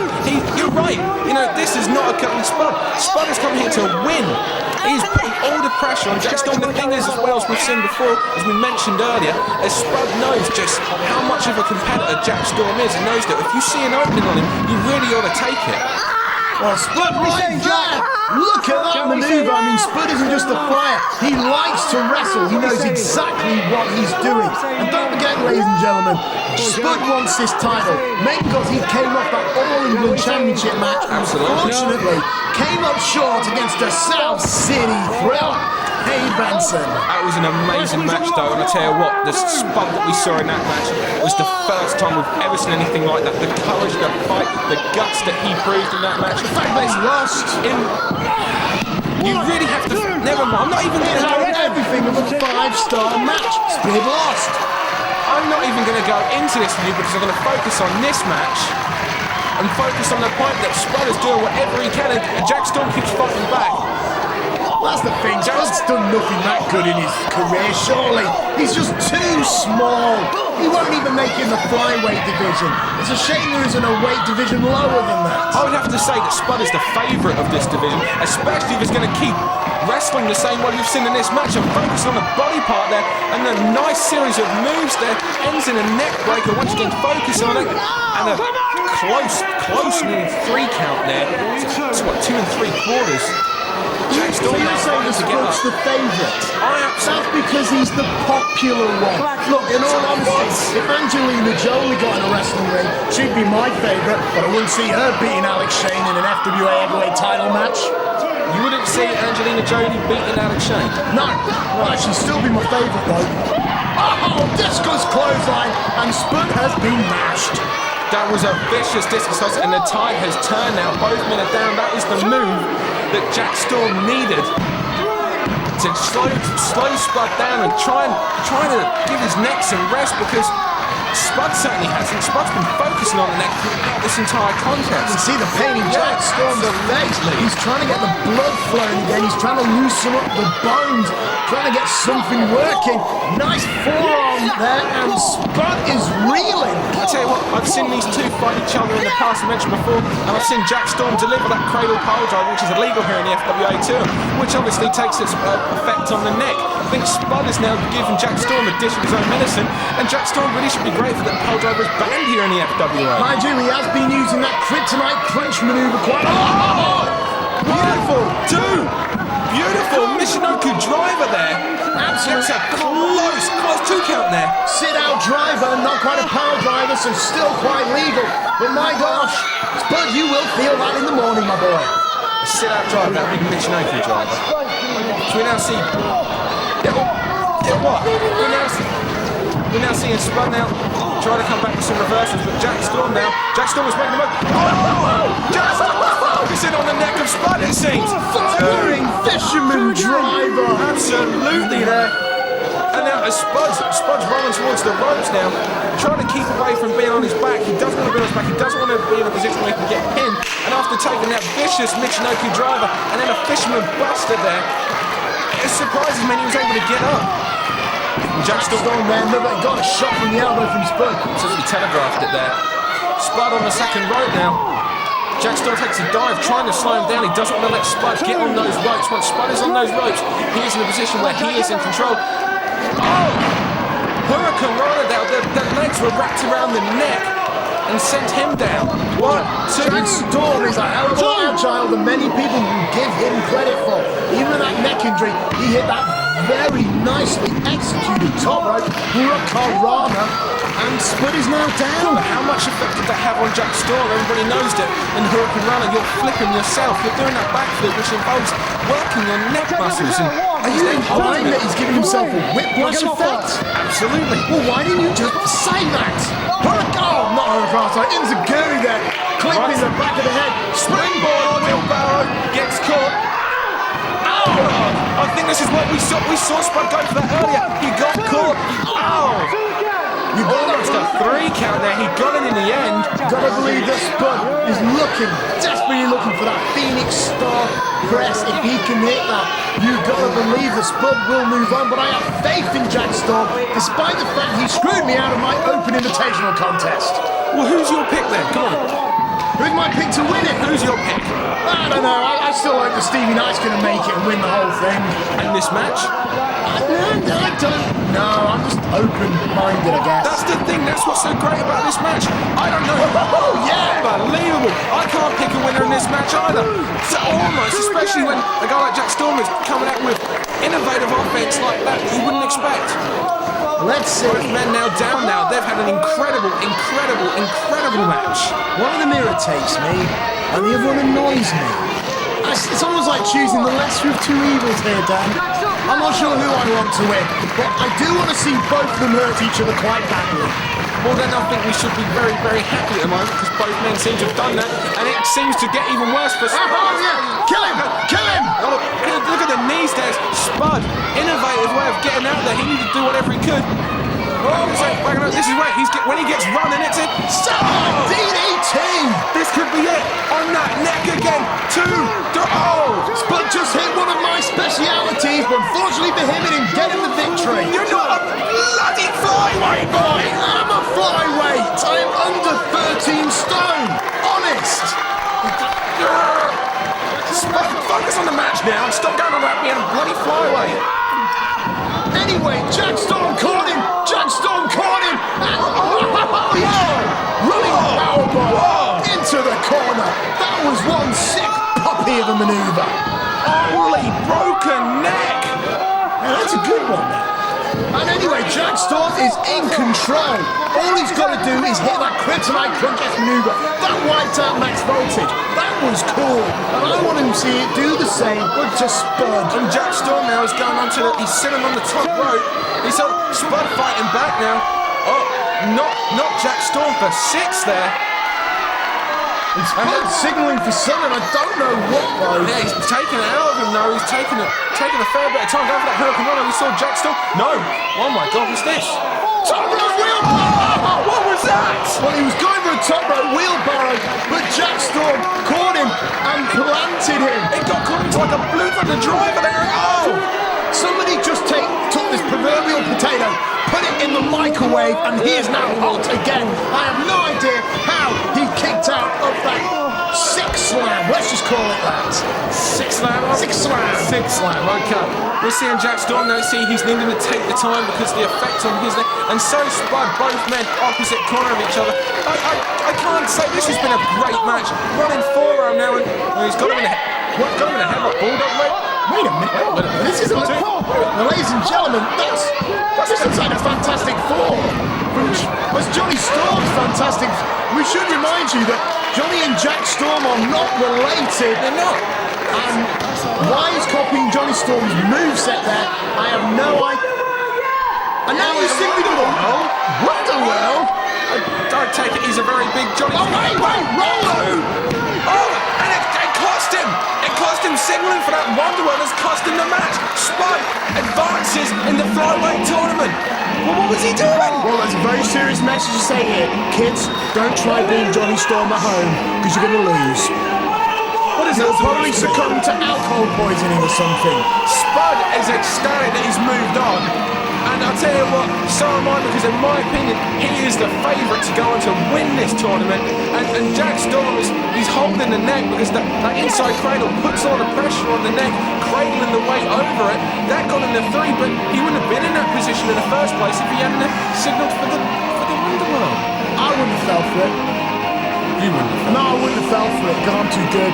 Anyway, coming up later, ladies and gentlemen, coming up next, in fact, Stevie Lynn will take on Stevie Knight. Well, Stevie Lynn is a flyweight, Stevie Knight isn't, or might be, I don't know. But I know that both men want in on this tournament in the future, so this could dictate it. Ladies and gentlemen, please show your appreciation for Jack Storm!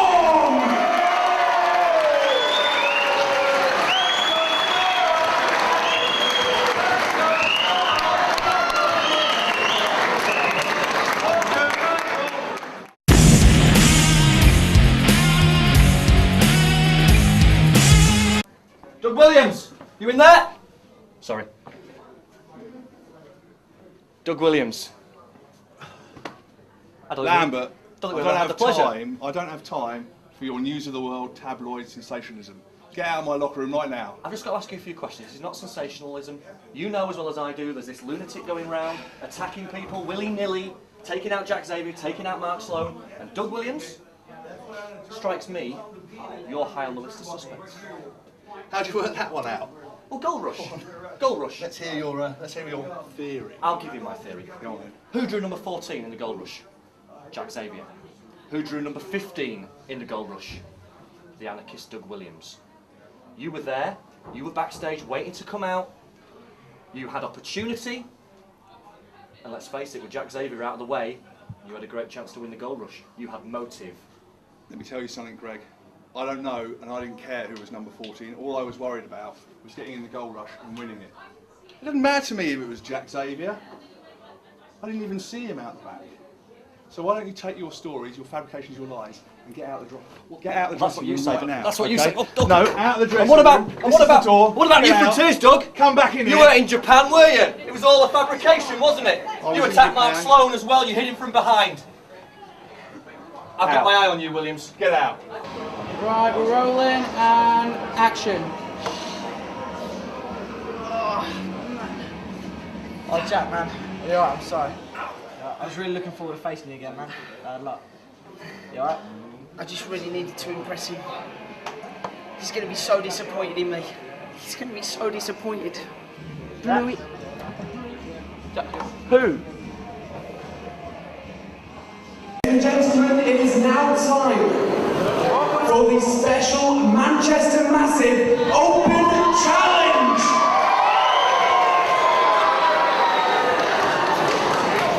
Please welcome, coming into the ring by Joey Hayes, one half of the Manchester Massive, Declan O'Connor!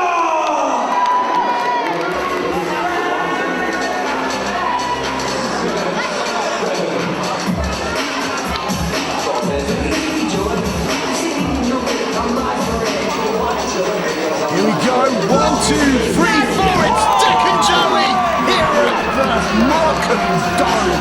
Tonight, Declan O'Connor will continue his FWA rampage as he goes against a mystery opponent. It's been an open challenge. After being unfortunate against Sticks and Stones, they will prove their worth. The Manchester Massive are here to make a Burberry mark. What in the hell is it? Burberry, you wouldn't know it, Danbury. Okay, classy people wearing it. Where are you going, mate? They're not dorks. Look, Burberry's really expensive. Go to the Burberry store. See for yourself. I myself have a Burberry suitcase. Is this whole little chat thing? That's one way. Yeah, well, kind of. I don't quite get the whole chat. Like, I see them around my town, they drive in circles. All I know is that, you know, they wear Burberry, they pull their socks over the trousers, just like a badge of honour. Unfortunately, ladies and gentlemen, I want to apologise. The beautiful Princess Donna is not going to be here tonight because she's had a restraining thingy put on her by the youth court. She's been given a curfew. But I hear that she's doing well and she will be back in the FWA soon. And this is the Red Dream Joey Hayes, and we are the Manchester Massive. What the hell? They rock. From all the way out to Morecambe, an open invitation. Now I know what you think it is. Sugar pots.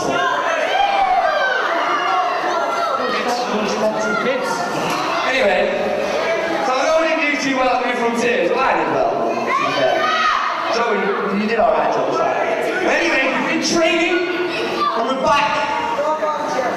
Right? Now we offer any boy in the back, doesn't matter how big, how small, how fat, how ugly, how dungy he is.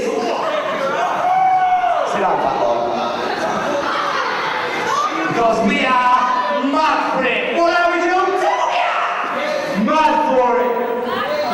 Well, they're mad for it, and tonight they are mad for a challenge.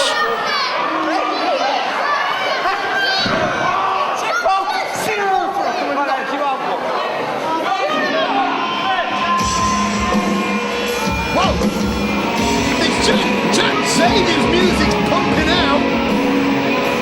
I guess it might be Jack Xavier. I mean, we know he's recently got his medical clearance to finally return to the FWA ring, but I feel so sorry for Declan O'Connor if it is. no, I think Jack's gonna have a hell of a challenge. You've got to be kidding me. No, Chavs fight dirty. He's got a good chance, but he's miffed. There's one peeved off Brummie. Declan's gonna die. The bad Brummie from Birmingham is in the house. He's looking a bit. He's pumped. He's looking a bit pumped tonight. Run, chaps. No. Declan O'Connor doesn't know the meaning of running. He doesn't know the meaning of many words, in fact. But don't worry, tonight he's going to take it to Jack Xavier, and the Manchester Massive will climb the ladder of success. Okay, you kind of get the impression from the pitbull-like expression of Jack Xavier that he's a little bit angry. Well, yeah. I mean, after all... And that is not the wisest thing to do, you idiot! He just took his head off. Well, of course he's angry. Because of the mysterious attacker backstage at the Boxballs of Big Hole. Jack Xavier missed out on Gold Rush. And then the FWA medical advisor, Chief Medical Officer Dirk Philgood refused to give him medical clearance for New Frontiers. So not only did he lose an opportunity at the FWA heavyweight title, he lost his only other chance to get back in at the FWA All England Championship. And now Hay Branson in the All England title is gone. Hey, calm yourself down. That was a vicious forearm shot there, and you know the thing is, it's not about that. Is when Jack actually got himself a second opinion, it turned out that he could have wrestled at New Frontiers. I got a feeling that in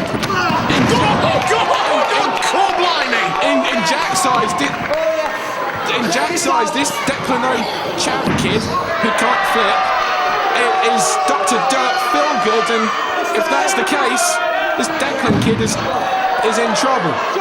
If he can ever actually get up. He's going to do it. I think he's actually going to be able to do it. Watch! Oh yes! We're looking at the next Shawn Michaels, maybe.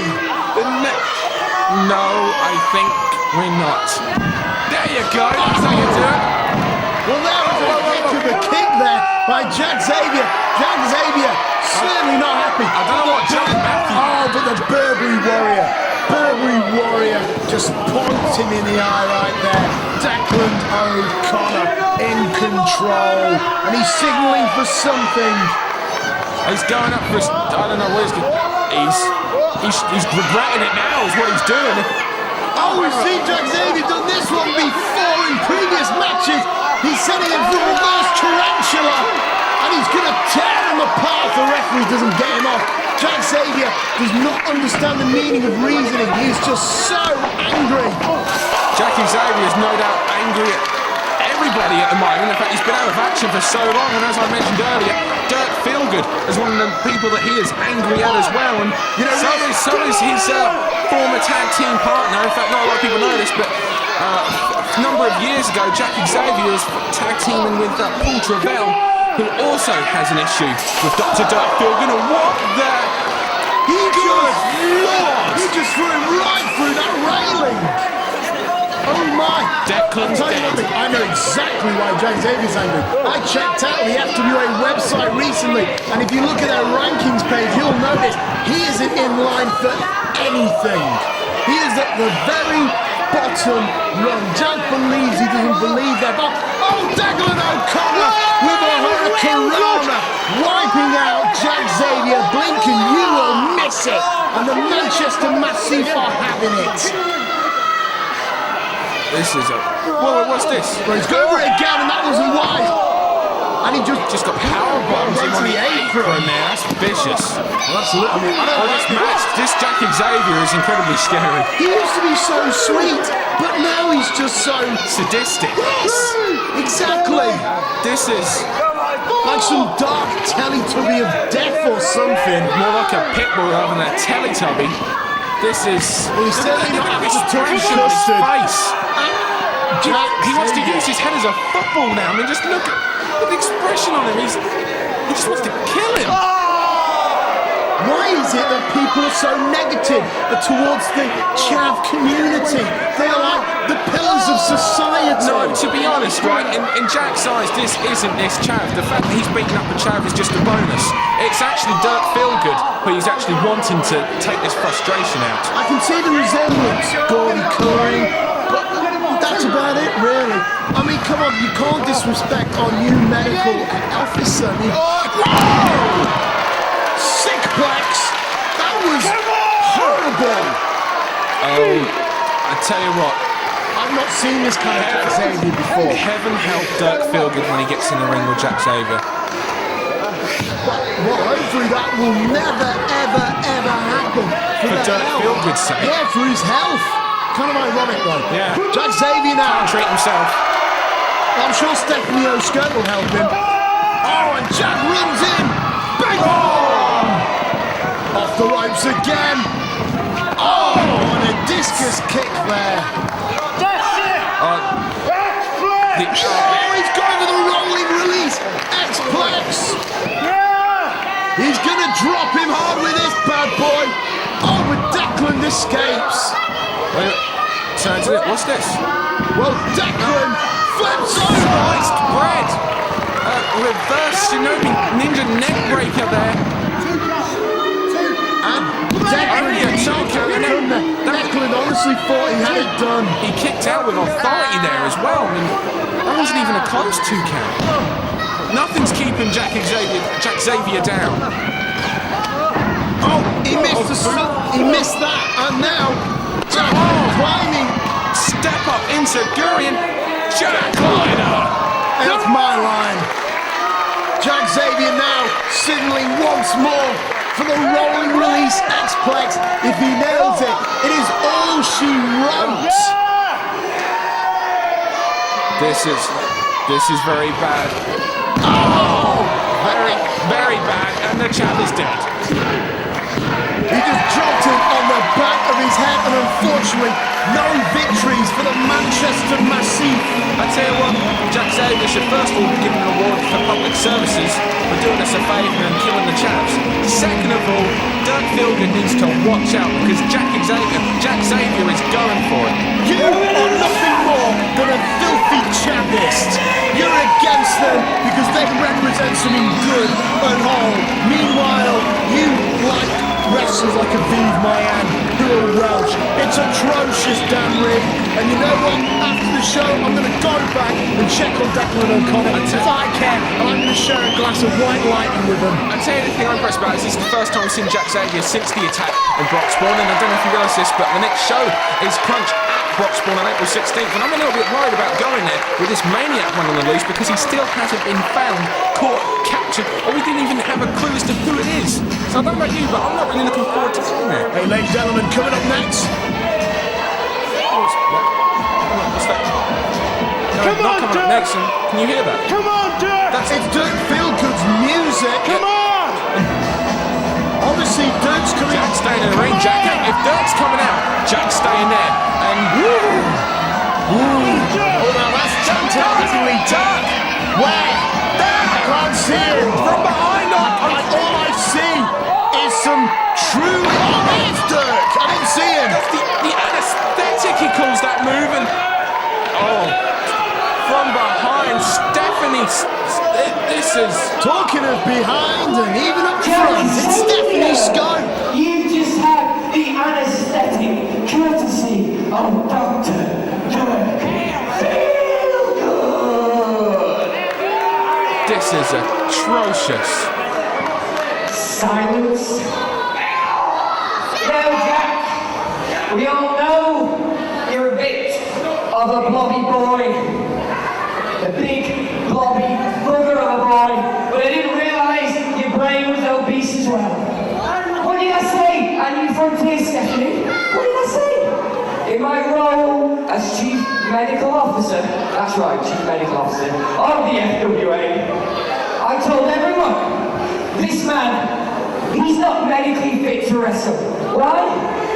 Because he's a mental. He's a mental, so he can't wrestle. Is that the technical term? Did you write that down on patient's notes? So apparently, my 5 years in medical school and my 4 years in a hospital don't mean a thing to Jack Xavier. Instead, he went and got a second opinion from a doctor in Birmingham. Birmingham? I don't think they've got an hospital in Birmingham. Well, Jack, this is what happens. This is what happens, Jack. This is what happens when you defy doctors' orders. This is a very serious Dirk Feelgood. Come on, Lynn! And now he's setting up for this anesthetic again. Nails it a second time. And I'll tell you one thing, if this wouldn't have happened if Paul Travell would have been here. And it wouldn't have happened if Dirk Feelgood would have been man enough to actually face Jack Xavier face to face. hey, at least the last thing that Jack saw was that hot Stephanie skull. I mean, that's really quite comforting before you're put under by the doctor. Anyway, as I was saying earlier, before I was politely interrupted by Stephanie Scope, coming up next, the main event, the FWA heavyweight title will be on the line, though in my view it shouldn't be, as Alex Shane, the show stealer, defends against the man known as Raven.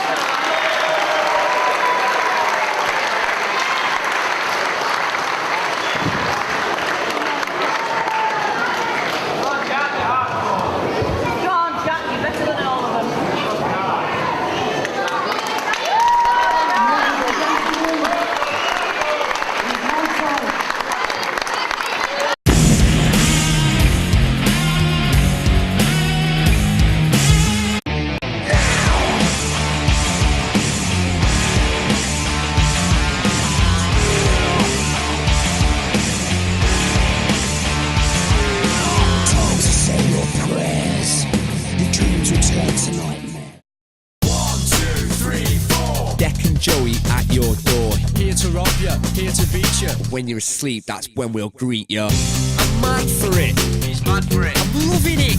He's loving it. I'm having it. Come on. I'm mad for it. He's mad for it. I'm loving it. He's loving it. I'm having it. Come on. 5, 6, 7, 8. What do we appreciate? The finest ring, a sovereign ring. An XR2 and a Nike shoe.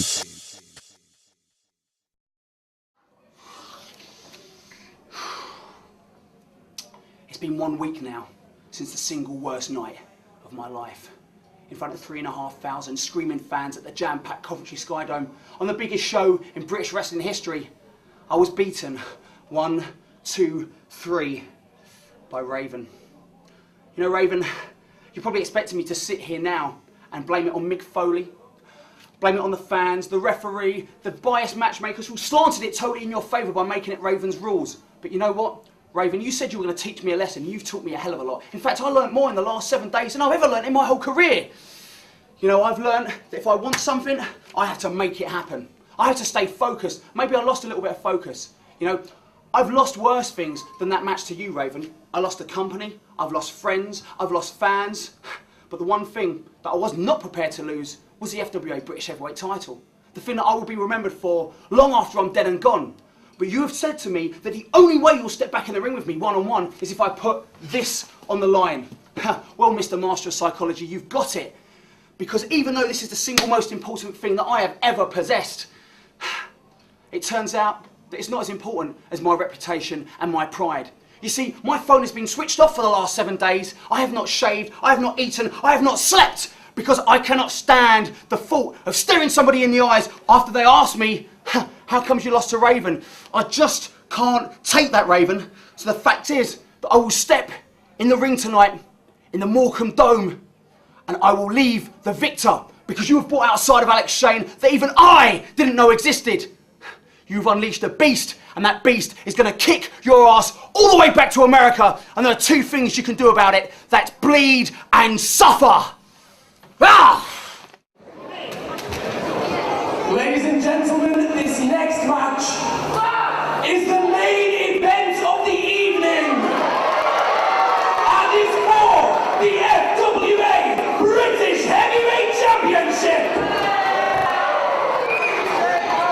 I have been informed that Alex James security guards have been banned from ringside for this match, and that this match will also be fought under Raven's rules. And Raven's rules means there are no rules. Please welcome first the challenger. Let's go, Raven!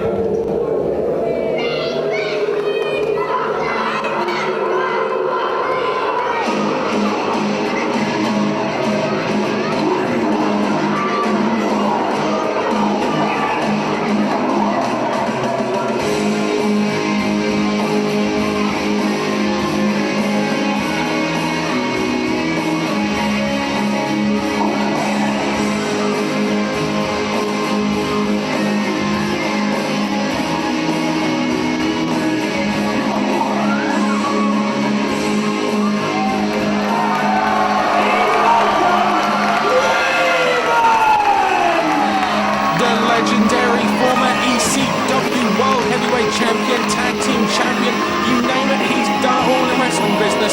Raven has come to Morecambe to add another title to his collection, and that is the FWA Heavyweight title. And to get that, he first needs to defeat the show stealer Alex Shane. And last week at the International Showdown, he did just that. He did that. In an amazing brawl. He did that because of Sloan. He beat him. He might have pinned him, but he only He did it. pinned him. He got the 1, 2, 3. Shut up.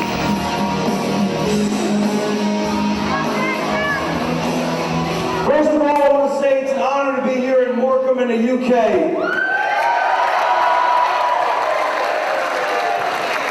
I've been here about 10, 11 days, and I have to say the promoters here and the people have been some of the nicest people anywhere.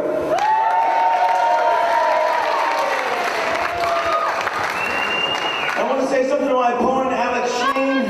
Alex Shane, sometimes in life, we make our own choices. Sometimes a choice is made for us, and sometimes like tonight, when you lose the British heavyweight title, there is no choice. Welcome to the Tighe Dome, quote the Raven, nevermore.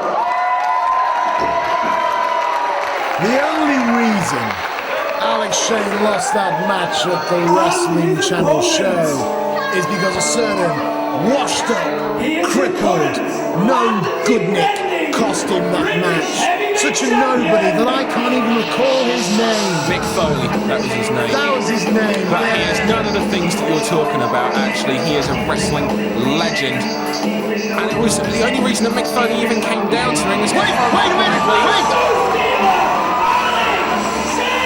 Sorry, no, wait! I'm sorry, but he has the best theme music in the FWA.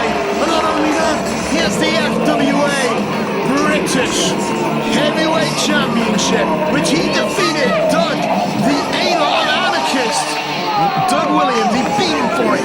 You know, I haven't got time, first of all, to listen to his entrance music, no matter how good or bad or whatever it is you think about it. And second of all, I haven't got the time to listen to half the crap that comes out of your mouth. Raven And Alex something.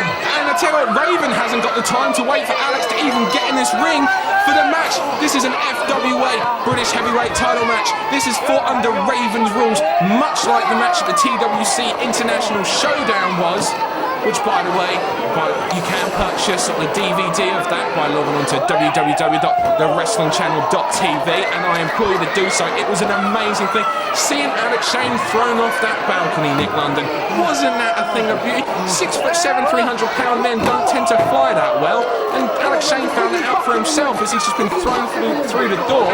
He also finds out that heavy doors don't seem to go that well when you're being thrown against them face first. Well, no, I mean, obviously Alex Shane and Raven battling away. By the way, boys and girls, do not listen to this man. He knows nothing. He is a fool. He is a muppet. And he's very ugly as well. The fact of the matter is... What about is Nick London, who's we're going on right now, and look at... Oh my God, he stuck it to him. That was horrible. This is great. See, Raven's playing mind games now. The thing is, Alex is coming into this match very angry and very desperate. He needs to beat Raven. I don't know if you saw him a couple of weeks ago in the Daily Style Fighting Talk wrestling column, Raven's comments about Alex Shane's lack of victories against American wrestlers really seems to have got to the mind of the show stealer. Well, wouldn't it upset you? This man had an opportunity to defeat Raven at the Coventry Skydome, one of the biggest shows in the UK, and it was Mick Foley who cost it, because Mick Foley was jealous of the show stealer Alex Shane. I mean, Alex Shane's got his whole future ahead of him. Mick Foley has nothing but a pass to mull over. Raven's really taking it to Alex Shane now. Alex has come into this almost as though he's making mistakes, and Raven's on top of him. Raven's like 2 or 3 steps ahead of him as we're getting a guided tour around the Morecambe Dome backstage area. Very nice venue. And then bring him around and we're back in, and Raven now sends Alex in, the show stealer, into that guardrail there. I think that's the bar. Where's the bar? Why the heck is the bar closed? Because there's a wrestling match going on. It's like my internal hell or something. Anyway, looking at this match, I mean, Alex Shane obviously wants to win. Oh, he's going to pile drive him. That's right. Pile drive is illegal. Absolutely. But Raven rudely dumps Alex Shane over his head, and now he goes for the cover with a show stealer, the FWA British Heavyweight Champion, possibly one of the greatest tag team champions we ever had in this company, and he's been rolled apart by this sick freak from America. That's right, Raven, the former ECW World Heavyweight Champion, is doing just that to the show stealer Alex Shane, the FWA British Heavyweight title, and you can't help but think, especially after last week's result, that really the title, Shane takes a vicious bump down the stairs now, he's just thrown viciously. You can't help but feel that the title is going to the American, the legendary, the superstar, Raven. You don't want that, Dan. The last time an American won the FWA Heavyweight Championship, we never saw him for months on end. That's right, Doug Williams actually did have to go over to defeat then FWA Heavyweight Champion Christopher Daniels, but I don't think it'd be the same with Raven. Got a feeling Raven's got a little bit more class to him than the Fallen Angel. You're using the word class to describe Raven. Yeah, I'm actually just thinking back on that myself. But Raven is a fighter. Raven will go anywhere where there's a good brawl, anywhere where there's a good... No, not on the stage, Wayne. Low blow. That'll stop anyone in their tracks. That was ball-bustingly good. Well done, show stealer. Alex Shane. The show stealer's now getting those couple of breaths that he's needed, because as long as the match is a brawl, despite the fact that Alex has proven in the past that he can brawl, really Raven has the advantage. Alex Shane knocks down Raven, measures him, kicks him back down again, and the show stealer Alex Shane is determined to correct the wrong. Remember, this is a Raven's Rules match. Raven's Rules simply transcribes as there's no rules. And it's Alex Shane's most offensive weapon that seems to be coming to use here, maybe. His mouth. At least he can talk better than you, Dan. And now he's using that microphone there as a weapon. And he's choking him. Choking the life out of... Beautiful, graceful Greco-Roman throttle. Greco-Roman throttle. Because the show stealer is king. Absolutely, Greco-Roman title. I often used it in my tours over in Noah. Greco-Roman throttle. Greco-Roman throttle. They teach it in all the key martial arts. This is unbelievable. There's just such disrespect to a legendary star like Raven. This is terrible. Now, once again, using that microphone as a weapon. This really is an excellent brawl so far.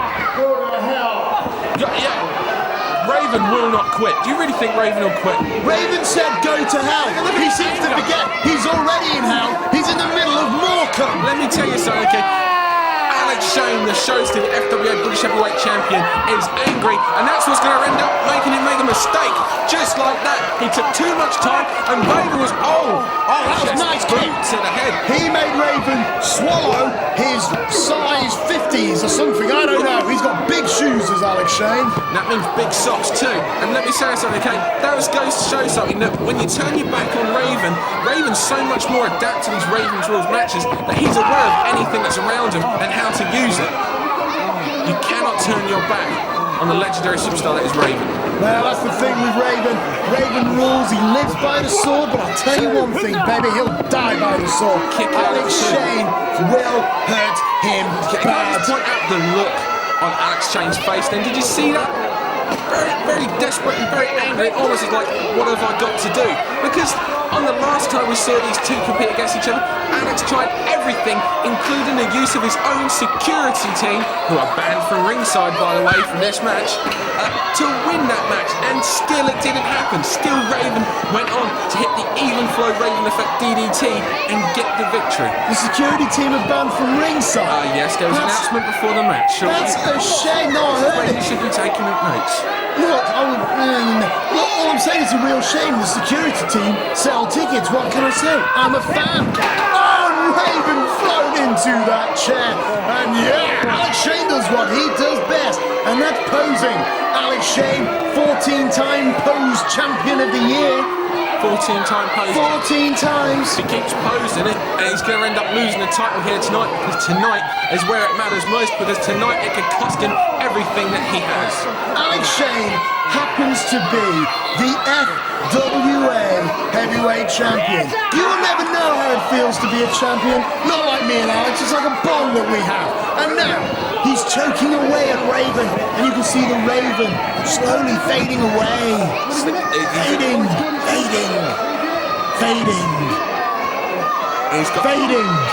He's going and he's gone.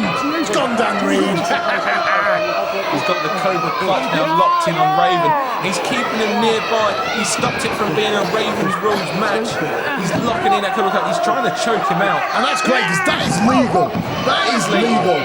And the referee cannot do anything about it. And he is choking away at Raven. He's trying to pin him down, but Raven! Oh, that's interesting, because when he turns that way to get the shoulder up, he's actually applying more pressure. That's the problem. What do? Take the pin? Or do you try and apply more pressure? I mean, this is the thing. What are you going to do? Wearing down Raven now, keeping him under control. He has stopped it from being this Ravens Rules hardcore style brawl, controlling the tempo, wearing him down. Turning it into a British wrestling classic. This Ravens Rules match for the FWA British Heavyweight title is, of course, for one full, newly enforced one full rule for FWA title matches. Raven takes a knee to the gut after trying to fight back there. Absolutely. Why should you have to go through 3 falls? I mean, come on, and Alex Shane. I mean, he's such a competitor. He only needs to do one. Alex Shane now looking for something, and the ring announcer, you Dumbledore, just handed him a steel chair. Yeah, I'm really sure that you're upset about this. Alex Shane, I just think the announcer's silly. What's he thought he was going to do? He's read the newspaper. He's worn him down enough now to the point where Alex thinks he can now use the chair and finish him off. He's now just choking the life out of him. Well, we know the Raven's certainly done a lot of damage. Well, we know Raven's got a trademark drop toe hold on the steel chair. Maybe Alex Shane's going to go for it. Oh, he did! Shane went for it and takes a chair in the face. Do not mess with somebody else's speciality. Surely Alex Shane, the FWA British Heavyweight Champion show stealer, realises this. He's not a stupid man. He's a very, very intelligent person. Hey, Raven is a stupid, man, because he's trying to win the British Heavyweight Championship. I believe Raven. What's that all about? 176 is actually a registered genius. But how can you have that many brain cells when you get dropped on your head that much? Discus clothesline. Raven's making a comeback here and springs off the ropes with that clothesline. Raven's on fire now. He's on. Well, I wish he was on fire, but sadly he isn't. Raven's got the chair, and this could be the downfall now for. Oh no!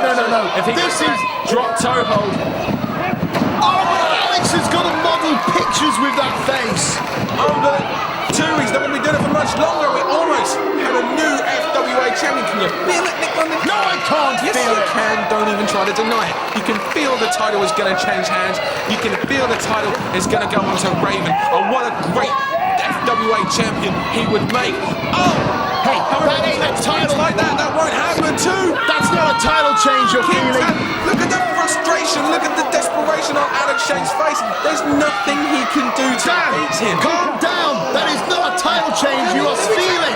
It's indigestion. I know that Raven is going to be the FWA heavyweight. Take a Rennie. Please calm down. You're feeling heartburn. You don't look very well, Dan. Look at the punches. He's just mounting him, punching him. He's just lost it. Absolutely. He wants to beat Raven. He's fighting him, see? He's going to taking all sorts of questionable means to try and win this, but super kick. He was going to take a bite out of 170 plus IQ. 1, 2, kick out. Oh! I tell you what, great athleticism there from Raven to super kick the 6'7" Alex Shane and take him down. And Raven once again on top now. But what great athleticism from the show stealer Alex Shane to get him. Oh, and Raven. Bishop takes the forearm there, and there's Sticks. Wait a minute, Sticks ain't allowed at ringside. Yes, he is, because he's no longer a member of Alex Shane's security detail. That's so. Hold on, when was this? Oh no! Thank goodness for that. You dummy, Sticks. What is these Sticks even doing out here? Wait a minute, Alex Shane didn't realise that. He gave that.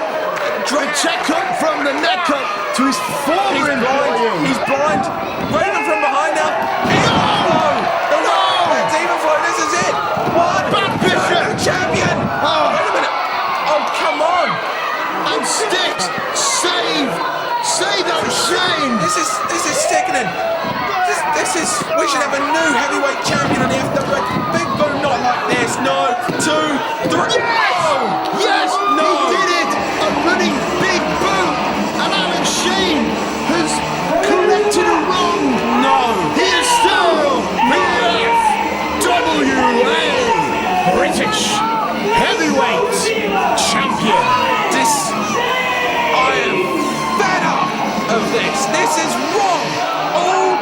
All the time he defends that title. There's always interference. Be it from Sticks, be it from the security team. There's always interference. This is. Calm down, dear. It's just a wrestling. It's a mockery of the FWA British Heavyweight title is what this is. Why did this man have any cause? Why did this man actually have any pride in defending the belt and winning these matches without actually... Sticks just took it. Raven's up. If I was Alex, I'd run and make the most of this cheap victory. Quick, Alex, go to the after-show party. Can I just put out and say, he can't beat him. He couldn't beat him one-on-one. He used every trick in the book. Hey, it's only fair. Raven beat Alex with the help of Mick Foley, and now Alex beat Raven with the help of Sticks. Mick Foley was there to take out the security team when they interfered. This is wrong. That man right there, Raven, should be the FWA British Heavyweight Champion. But he's not. Ladies and gentlemen, this has been FWA.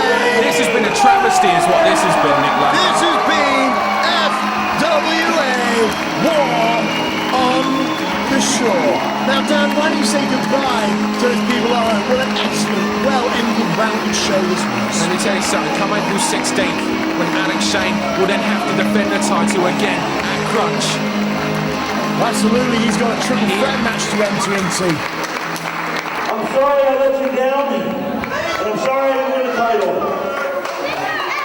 But next time I come back to the UK, I I promise that I will defeat Alex Shane for the British heavyweight title. You know, and I believe he can do it. I believe he will do it. And if I have any say in the matter, it'll be right here in Morecambe. Hold the Raven, never grow up.